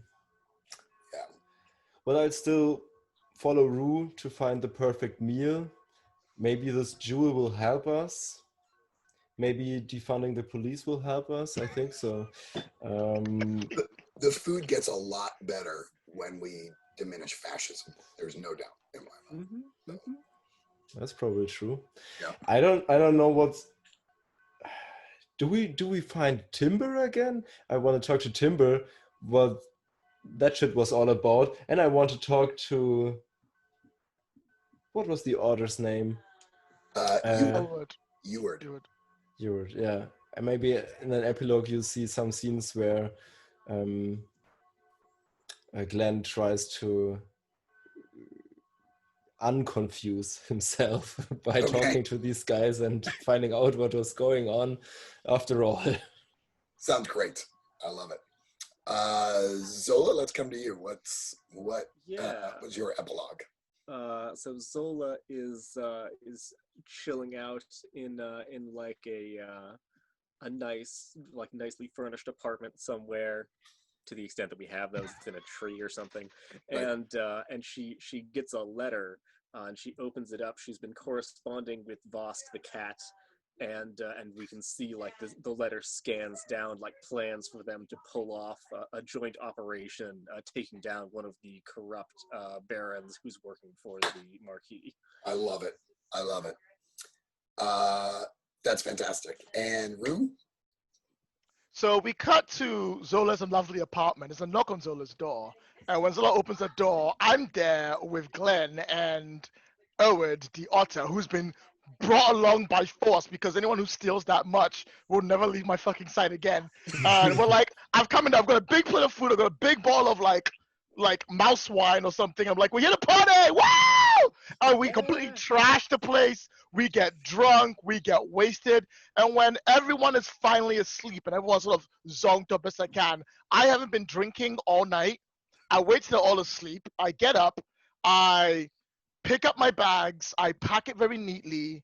I go to the wall and I leave like a symbol because I can't write. I just leave a symbol that someone's told me says, I'll see you soon. Mm. And with everyone drunk and passed out, I quietly slip out and I leave the clearing for a new one. Aww. That's amazing. I did have a question. Are any of you now in therapy because of how horrifying the demon was? Or have you been able to process the nightmare? It was an illusion after all, so I guess Glenn is okay. Glenn's fine. Glenn's fine. You defeated your trauma by shooting him in the forehead. Like, if it wasn't just instantly taken out, I would have this problem that my constant hunger might be demonic in nature, and that would disturb me. But the thing is that I got taken out by one shot. I'm like, oh, well, I guess it wasn't really nothing. It was just like a weird magic thing in my head. So I can't push it to the back. But inside, part of me still wonders exactly what drives my cravings. That's fair. I think Zola has become sort of like a weird E.E. Cummings-esque like surrealist poet, because she keeps trying to draw the demon and she never can, but she just writes really weird, like bizarre poetry instead. And it is published to extremely little success. I thought that was the source of her fortune, actually. The jewel turned out to be not worth very much. but she's a terrible thief. But she writes actually pretty interesting poetry, no? Oh, that's good. Yeah, it catches on a very niche market. Yeah. Only lizard cultists like her poetry. You can tell I have a liberal arts background. I'm like, no, go for the poetry. I'm sure you'll make tons of money that way. Friends, that was amazing. Thank you so much for that. I'd really like to do Stars and Wishes. Okay. Something that we would, do as part of maybe a longer campaign. But I do like kind of just taking a moment to think about what did we love about this and what might we do differently next time. I've been GMing for as long as I can remember, but I'm always trying to get better. So if one of your wishes is some feedback from me, or one of your stars is feedback from me, I'm totally open to it. So be as honest or as candid as you like. Everyone know what stars and wishes are? Star is something that you liked. Wish is something that you kind of wish you might do differently next time. So actually, Lloyd, can I start with you? Stars and wishes. Wait, why me? You made it sound like you were looking for like I'm worried. I'm in the spotlight. I'm not ready. Star would go to the actual organization of the game. I thought you did a really fantastic job of getting us all together. You didn't take it too seriously. It wasn't too crazy. You put us exactly where we wanted to go through. You had the obstacles we had to go through. You had characters we had to meet. You went along with my absolute nonsense, which is always a star. Anyone that goes along with my nonsense automatically wins into me. I wish I had engaged the mechanics a little bit more, but I don't know if that is a you problem or if it's an Apocalypse World problem or if it's a Roots problem. Because I'm always trying to feel out the mechanics a little bit more than it was. But I think you gave it the best you could of what you were. I would have liked to have seen more of the Root game itself, but you can't really get that in a one shot, especially from the Apocalypse World game. Mm-hmm. I appreciate that. Like I said, I've been playing this is now kind of the third campaign that I've played with this. And I love the character creation, but I have really mixed feelings about kind of some of the mechanics. Playing it out. But that being said, my style of play is definitely like, I guess we can roll dice, but let's just tell the story. So I appreciate that feedback.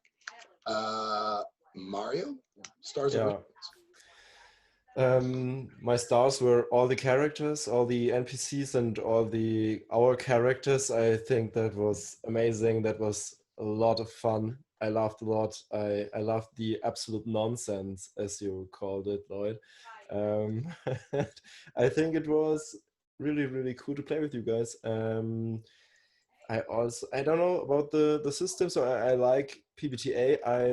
I didn't have a problem with the moves themselves, but there's a lot of different little things to remember.